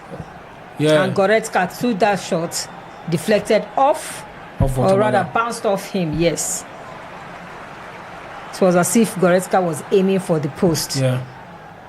I don't know what Valtamada was trying to do there. Maybe he was trying to I think he was trying to get out of play, but that should be a yellow card. Another yellow card, Owusu. The Ghanaians are getting all the yellow cards. No goal. They're not getting the goals. No, only yellow they can't collect. I mean, that was nasty. That was nasty from Elisha Owusu. But just trying to prevent the Germans from having... they were making their way to the Ghanaian box. I think that was a deserved yellow. Elisha Owusu. And of who course, just came in. Yes, exactly. Who just came in. Already has a yellow. I would expect Otto Addo to make more substitutions. I don't think you're winning this game. I think he's hoping to win it, but let's see more. The Germans have made at least 6 substitutions, or even not 7. They've made 7 substitutions. Ghana's only made 2. I think he should just give a few more players off the bench the opportunity to have a run in this game. With the struggles they've struggled so far. Oh! That was a very good effort there. Goretzka. Rom. From Rom, yes. Very, very good efforts there. The man that just came in, not quite up to 3 or 4 minutes ago. Yeah. And already he has made his presence known. I've come to do my own. More substitutions. That should be Fatau, if I'm not mistaken. Addo taking off, because he already got a yellow card. Yeah. So he's been taken out, and of course, the man that plays for Leicester City, Fatau. Ishaku, Abdul Fatau, Ishaku. No, really Ishaku. Maybe we'll see. He's very dynamic, a very more pacey compact player. Ghanaian team now, because in the last. Both in the first 45 minutes and the last couple of minutes played so far in this game, it's like they are lost. I hope the coaches learn from this, especially the Ghanaian coach. Yeah, I'm sure he will learn a lot. Because if this is how they are going to perform at the World Cup, I hope not anyway, but if this is how...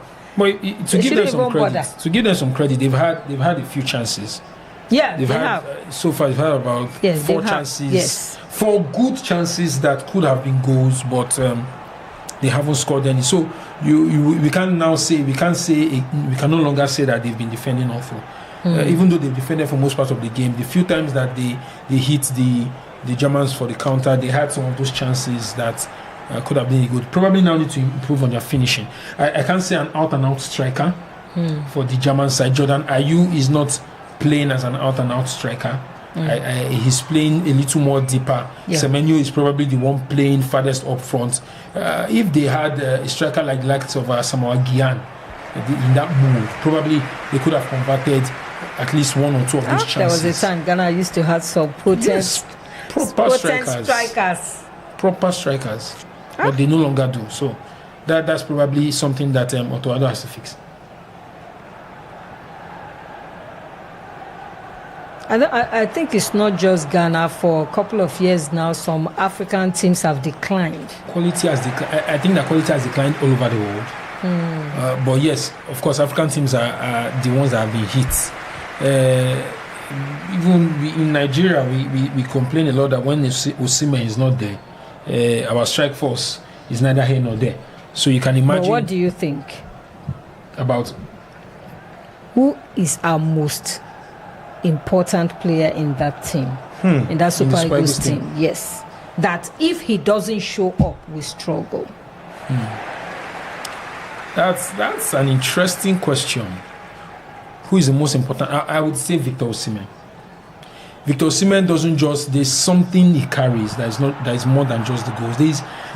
There's an energy he carries that when he's on the pitch, everyone seems to be like the energy is firing. That we've seen it a lot of times. Osimhen is playing, he's taking out, and the team just stands. So I think that in terms of course, the quality, the goals he brings, and the overall energy that he brings to that side, the ginger, the push, the drive. I think that Victor Osimhen is the most important Super Eagles player in that setup. Maybe other Nigerians might have something different to say, but I think Osimhen is, even when he's not scoring, he's making those openings for the likes of Akpo Adams. He's contributing one way or the other. That's a goal. That's a goal. Wonderful one there from the man that just came in. Talking about Abdul Fattah. And that celebration. That's a goal. Very beautiful goal. That's a goal. And Nobel is stunned. In fact, not just stunned, I think he's angry because they never expected the Ghanaians to break into the 18-yard box and of course nip that one in the bud. So they are kind of like surprised. They shocked them. I talked about the fact that I just said some minutes ago that you can't take it away from Ghana. They've had about 4 chances that if they had a good finisher would have finished, and you can see I think he's on. I think that was onside. He got the ball. Those 4 chances have been created in a similar fashion. Fattah, a better finisher, putting the ball at the back of the net. Germany won, Ghana won. Really good one from Ghana. Yeah, so definitely a good one, and of course, breaking through Derek. That particular one. They never expected him to get the ball and be able to go around the German player and of course cross it into the 18-yard box for Abdul Fattah to send that one home. And definitely the Germans are disappointed, but then for the Ghanaians, do you think this would lift their spirits to come out and play the Germans? Yes, definitely. One thing that definitely worked against the Germans is I talked about the fact that Germany has made about 7 substitutions, and usually when you make a raft of substitutions like that, it takes away the intensity, it takes away the synergy, because a lot of the guys that have come in are fringe players for the German national team. So that synergy, chemistry is no longer there. The intensity reduces, and as against a Ghanaian side has made only 3 substitutions, it means that the core of the side, the Ghanaian side, is still there. So they still have that chemistry together, and you've just seen that influence the game so far. Ghana definitely will look at this one and see an opportunity to probably either not lose this game or even grab and win.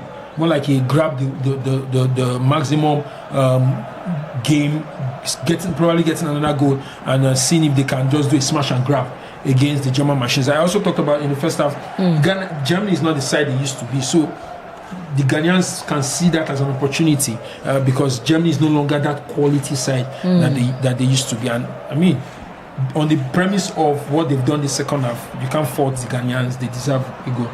And of course, they've played 72 minutes right there in Stuttgart. And of course, it's Germany 1, Ghana 1. It's game 1, and I tell you, the Germans are now, they just collected, talking about Schlotterbeck, just collected a yellow card for that challenge on the Ghanaian defender there. And of course, finally, we get to see the Ghanaians being gingered. Yeah, and they're of more course, confident, playing out of the back. You can see them now. Very confident, passing the ball around. They feel initially it was like they were shy. Yes, but I think now it's a matter of you've done your worst. What's the worst that can happen? My brother, worst is still no, worst still there, but they don't see and say, say you don't respect person. You don't say nothing really did this person body.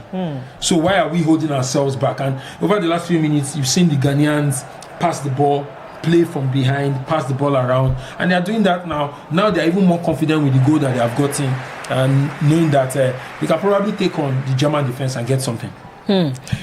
Well, time will tell, but at least the Ghanaians have been able to put a kind of fear in the Germans. Yeah. Like we chop 5-1 for Austria, and no missing chop another one. They used to do us. But then gradually, at least last couple of minutes, they've piled on the pressure on the Germans. But the Germans are not sitting low.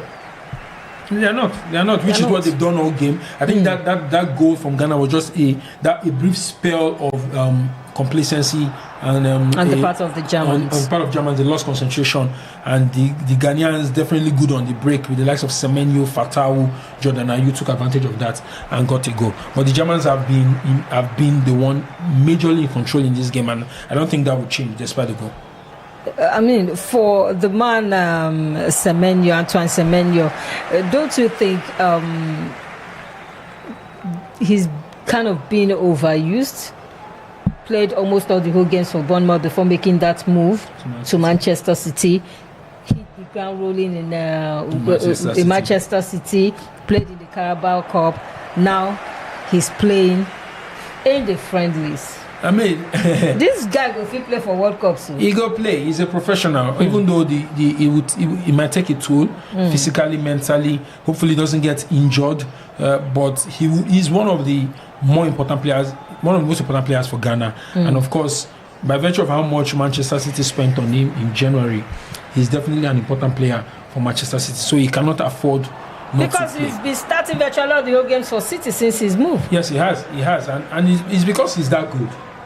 Every player wants to play. Now make the call. They're sending on me, no be press me down you. But if you be player, they no play you.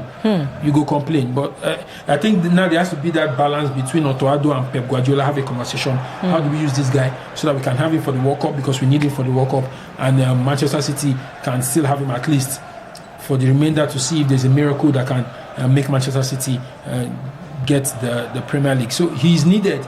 It just has to be. They have to find a balance really on how to use it. And of course, talking about Antoine Semenyo, has been doing a fantastic job so far. Going after loose balls, making some fantastic crosses, linking up play and all that. And of course, just like you said, hopefully he doesn't get injured, because I think he's I think he's the start man in this Ghanaian team. Yes, he's the biggest player. Because Kudus is out, injured. Yeah, Kudus another. Hopefully, comes back before the World Cup. But even if Kudus were in the team, in terms of profile of player and the club that he's playing for, of course, Antoine Semenyo is the biggest player in this. He's playing for Manchester City, former Premier League champions, coached by the legendary Pep Guardiola, and he's a starter in that side, right? So he is the biggest player in that side. So Ghana definitely need him. And the Germans still trying to piece one or two passes together and, of course, reclaim their lead. But Semenyo, beautiful effort there by the Ghanaian. But then, for Wagnerman, I don't think, after what happened the other time, because it was through him that cross was able to come in. He's not going to allow Fatau to score that goal. I don't think he's going to allow that to happen again. Once beaten, forever shy. He no go green. And Wagnerman is a fringe player. So allow that kind of goal. he will be joking with his World Cup slot. And talking about joking with his World Cup slot, every player right now, everybody's trying to be at their best. They are trying to give their best because World Cup is the biggest showpiece in the world, and every player wants to play at the World Cup. It's like the height of their career. Yes, absolutely. Playing at the World Cup. Absolutely. To play for World Cup will be Now I pity our Nigerian players, to be very honest. I mean, they can. Let me think. There Don't can go be there. a possibility that Osimhen might finish his career without playing at the World Cup, and that would be such a shame. So I really hope. Everybody was like, just like myself, we were all thinking that this, like, apart from we've seen so many golden generation of Super Eagles come and go, but this particular group, there was something different about them. Yeah. But they should have fall all our hand now. Which is sad. They fall all our hand. Imagine, suppose they see Osimhen, Victor Osimhen for World Cup. It's so sad. Iwobi, Benjamin Fredericks. These are Frank Onyeka. These are players that you want to see at the World Cup. And the truth is, even the next Nations Cup, many of them might not even be there. I think a significant number will be there. Yeah. The fear is the next World Cup. Yes. 2030. 2030. Yeah, 2030. Yes. That's hosted by Portugal, Spain, and Morocco. A lot of these guys might not be there because Osimhen is about 27 now. In the next 4 years, he'll probably be there, but the same Moses Simon definitely might not be there again. The older players, maybe and indeed, they might not be there again. And the players now that a lot present, of them might not be in their be 30s. Iwobi will be in his 30s. Osimhen in his 30s. A lot of them might not be there because a lot of them won't be there. Because you and I know it that they talk.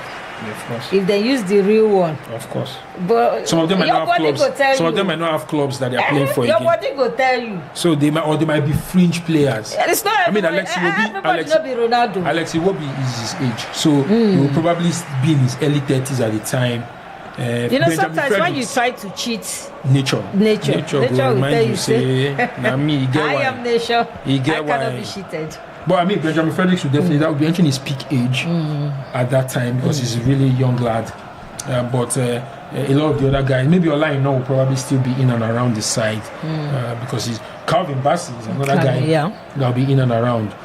So we might still have some of these guys in and around the World Cup at the time. But it would be a shame that a lot of these players, when we talk about their career, it would be the red flag there will be that already they did not play shame. the Let World me Cup. say it will be a shame. Now shame already. It's sad. Shame then.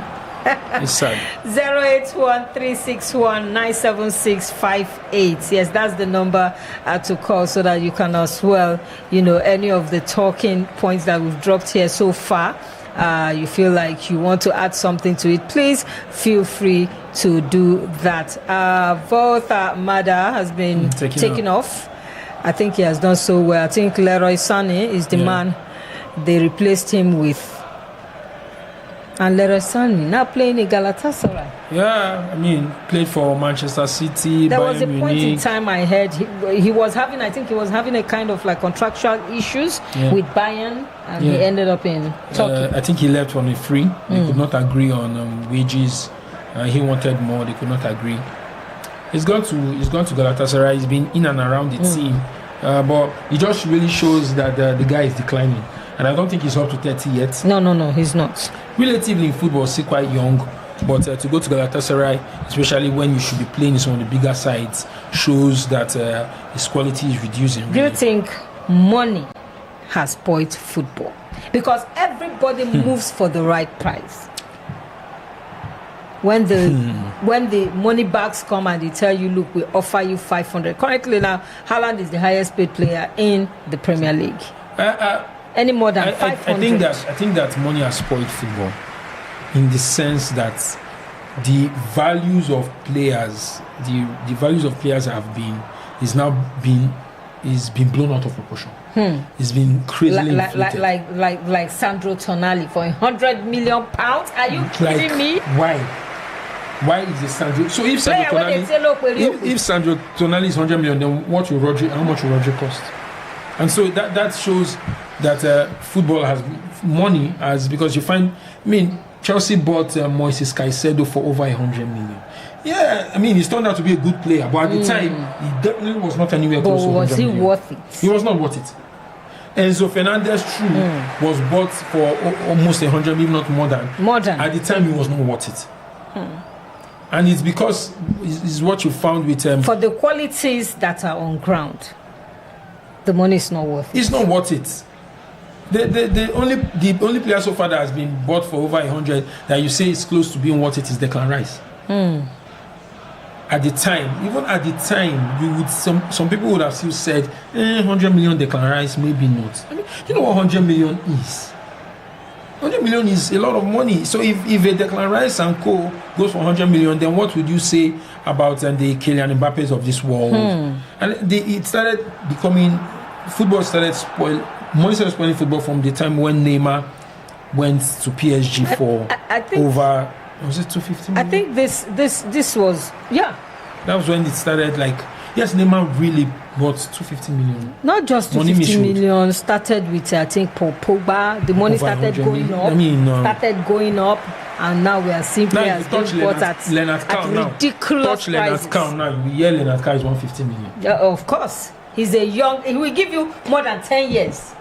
So it's like becoming, Chelsea signs players for like 15 years contract. I don't know that slave contract. But I think that money has spoiled football. There's the good part because it's made it, you can get, like the Premier League now has gotten quality players and has made the league competitive. But the inflation, the prices that are being put on players is unbecoming.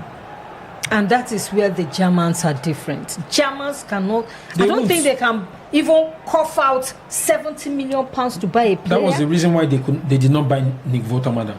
Because Nick Votamada, usually in Germany, if you become a top player... I think this inflation came from England. Spain, Real Madrid, PSG, then England. No, this time, I think the latter... England was not even latter. It came from... Remember when Chelsea bought Fernando Torres? 50 million at the time.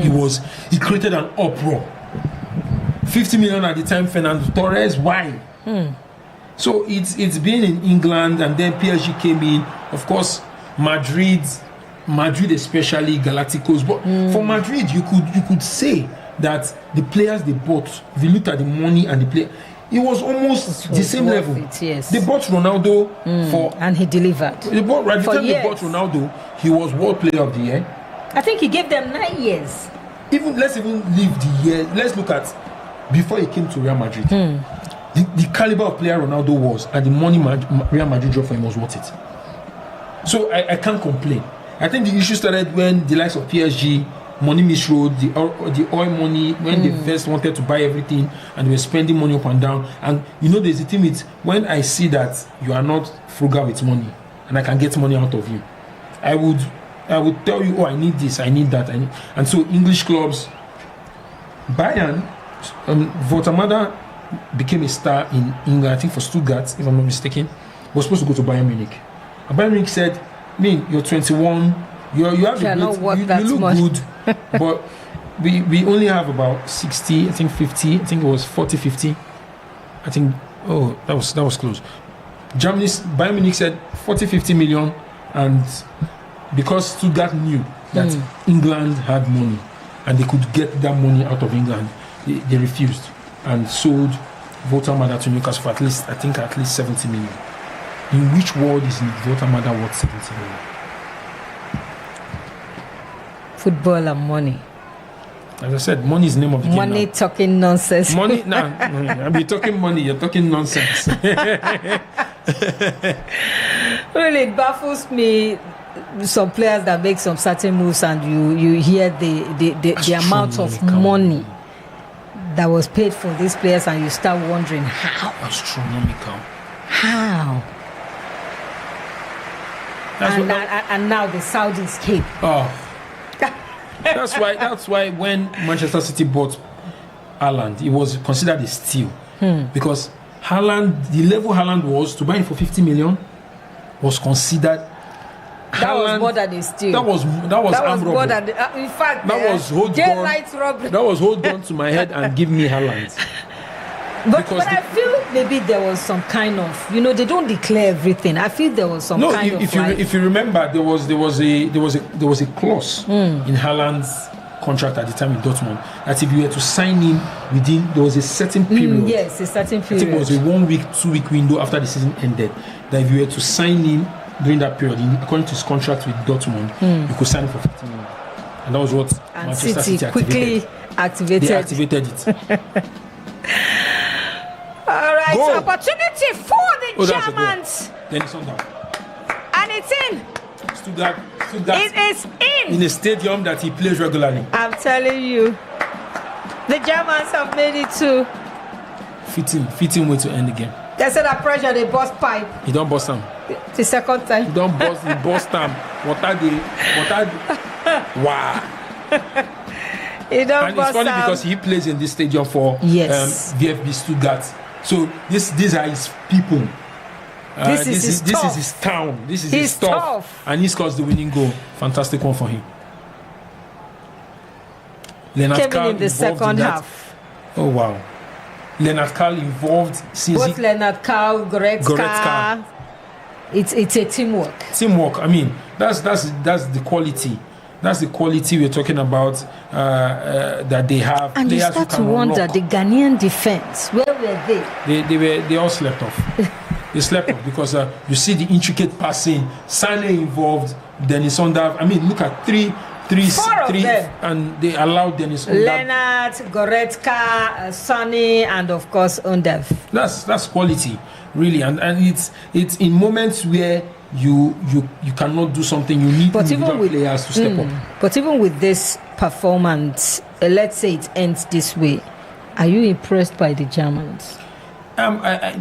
Even the Germans will not be impressed by themselves, because anyone who did not watch this game, two sides, anyone who did not watch this game and saw the scoreline would have felt it was keenly contested.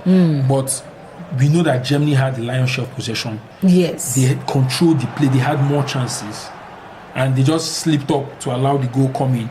But the Germans can do better. For the quality they have, they could have done better. So definitely, Julian Nagelsmann will have his work cut out. Definitely knows that he has a lot of work to do to get the side ready for the World Cup. And for Otto Addo, in fact, you don't work. Can plenty pass. Now plenty pass, but he will be consoled by the fact that they scored against Germany. I mean, look at progress. Last game 5. But these guys are familiar foes. I think in the 2010 World Cup. The first in 2010, the first in 2014. 2010, I think it ended 2-2. Yes, in the group stage. In the group stage, yes. And in 2014, the Germans, I remember Mesut Ozil scored that lone goal against Ghana. But the Germans, the Ghanaians will be happy. They got a goal. They restricted the Germans. A lot of people came to this match predicting that Germany will run away with the victory. Especially since the Ghanaians lost 5-1 to Austria. And Austria are neighbors to Germany. So, yes. I mean, to concede 5 in your previous game and concede 2 goals, of which the second goal was literally 9 minutes. Lost. But to get some loss where you go fit console yourself, say at least they no beat us well. I mean, the second goal for Germany came last minute, towards the ending of the first goal was towards the ending of the first half, and the second goal was towards the ending of the second half. And in between, Ghana got a goal. So they will be consoled by that fact. They have work to be done, really, especially with their finishing and just their transitioning from defense to attack. But Otto Addo will not have so much confidence. Hopefully, the Ghanaians will go back to the drawing board.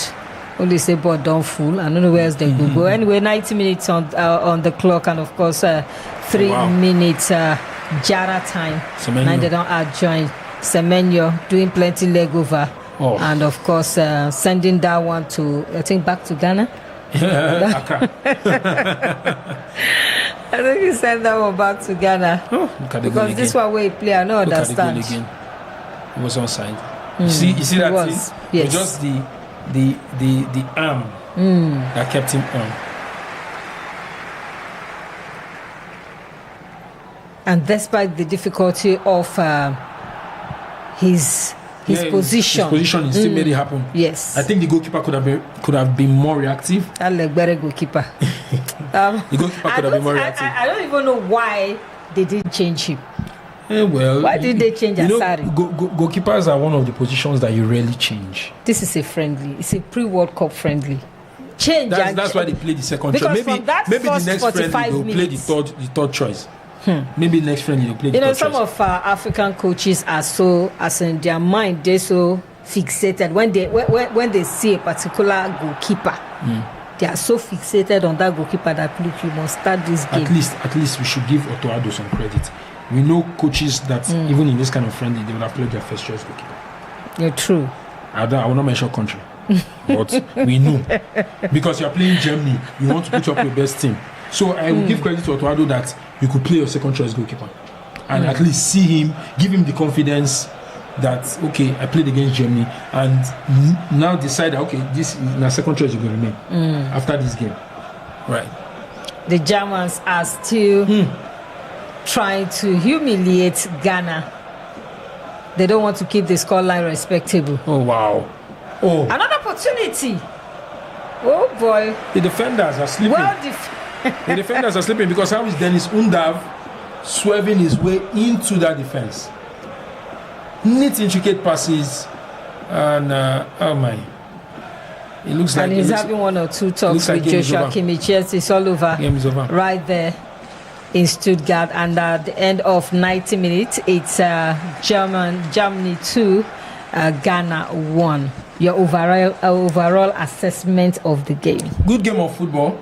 The scoreline does not do justice to the domination that the German machines put up in this game. They had the majority share of possession. They had majority share of chances. They controlled the play, and they had that brief lapse in concentration where Ghana got the goal. But they controlled things. They just could have done better with converting their chances. But for Ghana, they would. It's another loss, fourth consecutive loss since their pre-World Cup friendly started. But they would take consideration the fact that it's a concern, big one. But they scored against Germany. They managed to restrict Germany. Then lose. Thank you. But at least then restrict Germany. Then hold Germany. You see, then hold Germany. if you put that like this, going to give them hope. No, I go give them hope now because on another day they talk say Austria beats them 5-1, 5-1. But again, and Germany is a bigger country compared to Austria. True. And they could only restrict Germany to 2 goals. So I think they will take it. Yeah, I think they learned one or two things from their loss against Austria. Yes, they did, to tighten the defense. That was why they were busy sitting. That's why they saw they because once beaten, twice shy. Make it forever. Because to concede 5 again would have been really disastrous. And of course, don't forget, tomorrow we'll be having Jordan versus Nigeria, another World Cup bound team, versus another one with the Sida for house winner, that's the Go World Cup. So Tuesday, make sure you join us tomorrow by 6:30. We'll be right here, making sure that everything goes well, just like we did here on the game between Germany and of course Ghana. Ended 2-1, goals from Kai Havertz and of course Dennis Undav on the 47 and 88 minutes respectively, gifted Germany that second victory, back-to-back victory, first against Switzerland and now against Ghana. And of course Fatal coming from the bench on the 70th minute to nip one in the ball, but it wasn't enough as Ghana suffer another defeat. I just hope the coach gets it right before the World Cup proper. And talking about the World Cup, starts in June, by 11th of June to July 19. Proceedings go end for that side. Everybody go home. World Cup don't finish.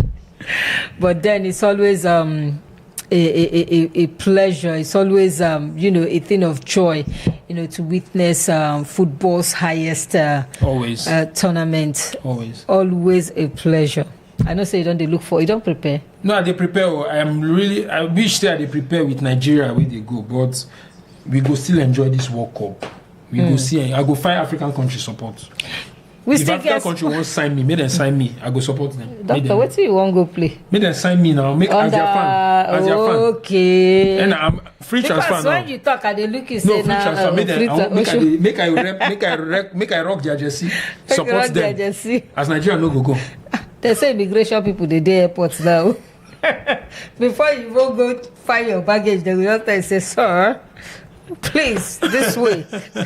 They go first ask you, say, which way you pass? Because you say, oh, I came all the way from it, so yeah, go this way. Go this way. Don't be smart thing with all that is happening. But then, make I ask you this one. With everything where they happen concerning this World Cup, yes, everybody prepare, they dot the T's, the I's and everything to go World Cup. If to say na Africa get this issue, all this issue, first na Mexico, we see drug cartel problem, then we see the one where it happened between the US and Iran. Then we also notice, say, during the FIFA Club World Cup, a lot of complaints come concerning the facilities, concerning some weather. Still, FIFA say, Vurani shikwani nala. Now here, we died there. It is going to hold in the USA. If na Africa, all this once happen, or if na certain countries, FIFA will still hold that World Cup there. Unlikely, and it just shows. See, politics and football, you cannot separate the two of them. You cannot. But FIFA say no politics in football. For mouth, but we know say politics because as you said, if not for Africa, these kind of things they happen.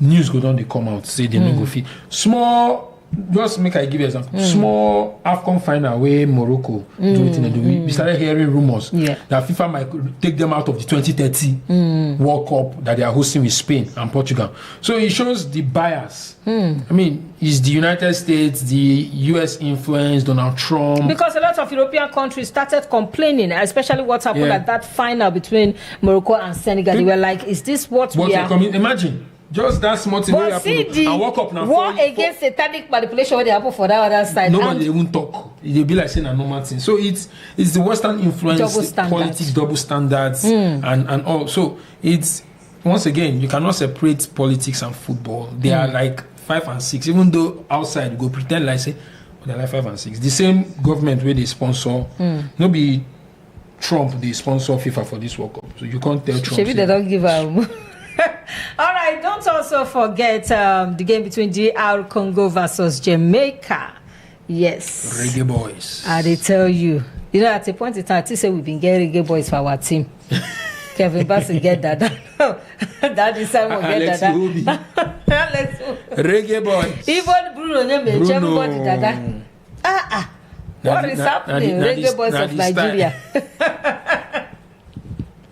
That's what we're going to see. We still have a little more time. 081-361-97658 so that you go call us. We won't hear from Una. We want to hear from you guys. It ended 2-1 right there in Stuttgart. Germany 2, Ghana 1. Make we hear sharply from now before we go pack our kaya. Carry waka. Abi doctor, you know what waka? Omo. If they go fly me from here, I'll stay. If they go fly. My brother and I today. Which week? Go US. Oh, please be specific. Be very, very specific. When you say fly, now another place my mind go. I say I want to say you better make a hop for your back. Since when you fly for night because now that's don't be small something. All said and done. So that game, DR Congo versus Jamaica. If you say that one go.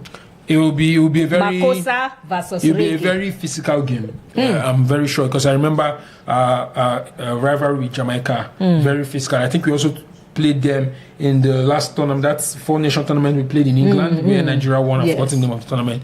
So it's going to be really physical. DR Congo very physical side, Jamaica very physical side. These are two sides that want to go to the World Cup. So definitely, I expect that they will put everything they have on the table. But I'm waiting for DR Congo. Really, I want DR Congo to qualify. Really? Make them qualify. Let Africa have another. You don't say. I think the last time DR Congo went to the World Cup was when, I think 1980. 1974. It's been a long time. So it's been a long time. I want them to go. Oh boy. Since 1974. That's a very. That's what I want 1974. You don't. 1974. Oh, you don't turn now 54, 56, 57 years. Almost 60 boy. years now. They never smell World Cup. I bet me then go. Me then go. Oh, chai. Ow, Nana calculate the how many. But do you think Jamaica would pose a problem to their advancement? They always will. Even when they play Nigeria, they always pose a problem. They're an underrated side. They're a very underrated side. Yeah, and Jamaicans, there's the added motivation of going to the World Cup. I know Jamaica has been to the World Cup. I think they were the World Cup once or twice. Yes. So they also want to go to the World Cup, and that's added motivation for them. So it will not be a stroll. It will not be a stroll in the past. Only us just relax. We no one go. What's it? We no one go. Who do us this thing? We no one go. They know if we won't go before day. Nigeria no one go World Cup. No need. You should not be waiting they do us. I will tell you, don't be small something.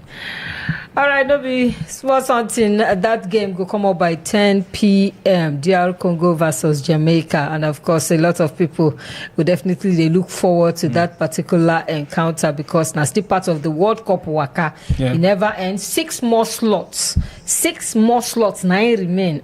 Now wow, that's time where they hear say Iran go, Iran no go. Iran say they make up their mind. No, me then give Nigeria. But you feel say Iran they right because after a whole president of the country because now their own group fall into na US come out because of the beef where they get say it no fit guarantee on safety. Do you think they were right to ask for a relocation for them to allocate another place, maybe Mexico or Canada to them? The question is, did they now decide? Because I remember they said they wanted to pull out completely. Yes. And I don't blame them. Likewise, myself, I took out their supreme leader. It's a lot. That's why I said politics and football, you cannot separate. But them. FIFA tell us say politics needed for inside football. Now for mouth, even the number one citizen for US don't talk say he cannot guarantee their safety. Exactly. Imagine make your host. You come visit me, they tell you say, if you come visit me, I'm not sure what will happen to you. You go come, go come now. So really, I don't blame the Iranians. They are defending their country, and even if they relocate them to another country, in the latter stages, some of the games will be played in the US. Would they be allowed? Would they be comfortable enough to play in the US? Would they have all of the opportunity and safety that they require? So I think their best bet was just to pull out, and I don't blame them. So you feel they should pull out after, and they lost to Nigeria 2-1. Yeah, they did. I mean, a lot can still happen between now and the World Cup. They might beg them, and a lot of mediations might happen. And they might I still feel they shouldn't pull out, but they should be, taken to another Canada or Mexico. Yes. Because I feel Iran is a strong that would then side alter the draws have been done, countries have been camped in a particular place. It would then alter all of that. So there's a lot of things but anything can happen. It's true. A lot of logistical nightmare that will come up. But it would be nice to have them. Iran are a very seasoned side when it comes to the World Cup. They go to the World Cup regularly. So it would be great to have them. But if not, that would be sad. I hope they can give the slots to Nigeria. Anyway. Wait, on one shop. Well, na no so. Anyway, na way. Na waiting. Na miracle. We say Which we miracle? We say for this part, na miracle. We go take calm. I no go mind. But I mean, I just want Nigeria to go, and Nigeria not going. There's a feeling when you're watching the World Cup and you know your country is there. Even if I'm watching... No, don't worry. We'll watch Telemundo. Hey. There's always something to watch. Since we don't like to go World Cup, we watch Telemundo. I mean, they watch World Cup and that's Nigeria. You go watch them. You don't get choice. At least we watched the last World Cup. Heaven did not. Of course. That one not true. We'll definitely watch this World Cup. All right. Don't be small something. I don't hear from the doctor. Doctor said we could definitely watch this World Cup. We still there await the decision of Iran. We never know whether they won't go to the World Cup. We never know. Today they go say that they pull out. Tomorrow they go say, look, relocate us, go another place. We no one stay for US. And just like Doctor Take Talk, already they don't give all these sites where they go stay, the country where they go stay, cities where they go stay. So it go day a bit difficult to begin the change things now. But sometimes to ensure the safety of people, there are some certain decisions you have to make You understand? As the head of the football people. Yeah. Only said this man whether they call Gianni Infantino. That's the way they contest as president every time. You know, nobody they oppose them. I don't understand. You want oppose? You want oppose them? I want oppose them. Nobody. No, it's. I don't know. I smell unhappy. I smell unhappy. It just be like the other day. Sorry to bring politics into it. It's North Korean president. So nobody oppose them. Now they ask the person, you go oppose them. If you. If now you go oppose them, you say nobody will oppose them. I mean, we don't hear so many countless stories surrounding Gianni Infantino. We don't hear, I don't want to begin to talk or there's not all the home art person they use talk. So we don't hear certain stories where we say concern this man and all that. But still, they stand for election. Nobody they oppose them. Nobody get power now. Nobody get willpower. But when Blatter did there, they're saying with Michel Platini, whether they do, paddy something. Now they pursue two of them. There's no pursue two of them, everybody tired. But all the same, as you take talk, there's no politics for football. I don't know what I want to call this one now. Politics. Nah, you football can't. Politics. So that's why it take be. But I say now here we go to pause. We don't try. Lovely, wonderful, wonderful evening. And of course for vivxsports, no dulling, the action, no the end at all. So don't forget, join us tomorrow. Remember that game between Nigeria and Jordan. They always like to clarify, and Jordan a World Cup bound team. Nigeria and Asida for house team. So, sparring partners. It's a sparring partner. You get. I don't even know that we will take the. Although this is an opportunity for Shell to also look at some new players, for the future and all that. So still bad. But where it pain everybody reach, we say we know they go World Cup. Yeah. And the painful part, we say na back to back. We don't go 2022. We don't go to. Who do us this thing? Doctor, I don't ask you the second time. Who do us this thing? I don't tell you, the boys no one go. Aye. They get work where they won't go work. They no be work up they won't do. So feel free to hit that notification button, That's subscribe onto vivxsports so that you could enjoy us right here. My name is Jovita AK, and of course Dr. George in the building, and of course now together me and I'll run this one. Thank you so much, Dr. George. You too much. I beg, since I don't talk all this finish, come and check my temperature, please.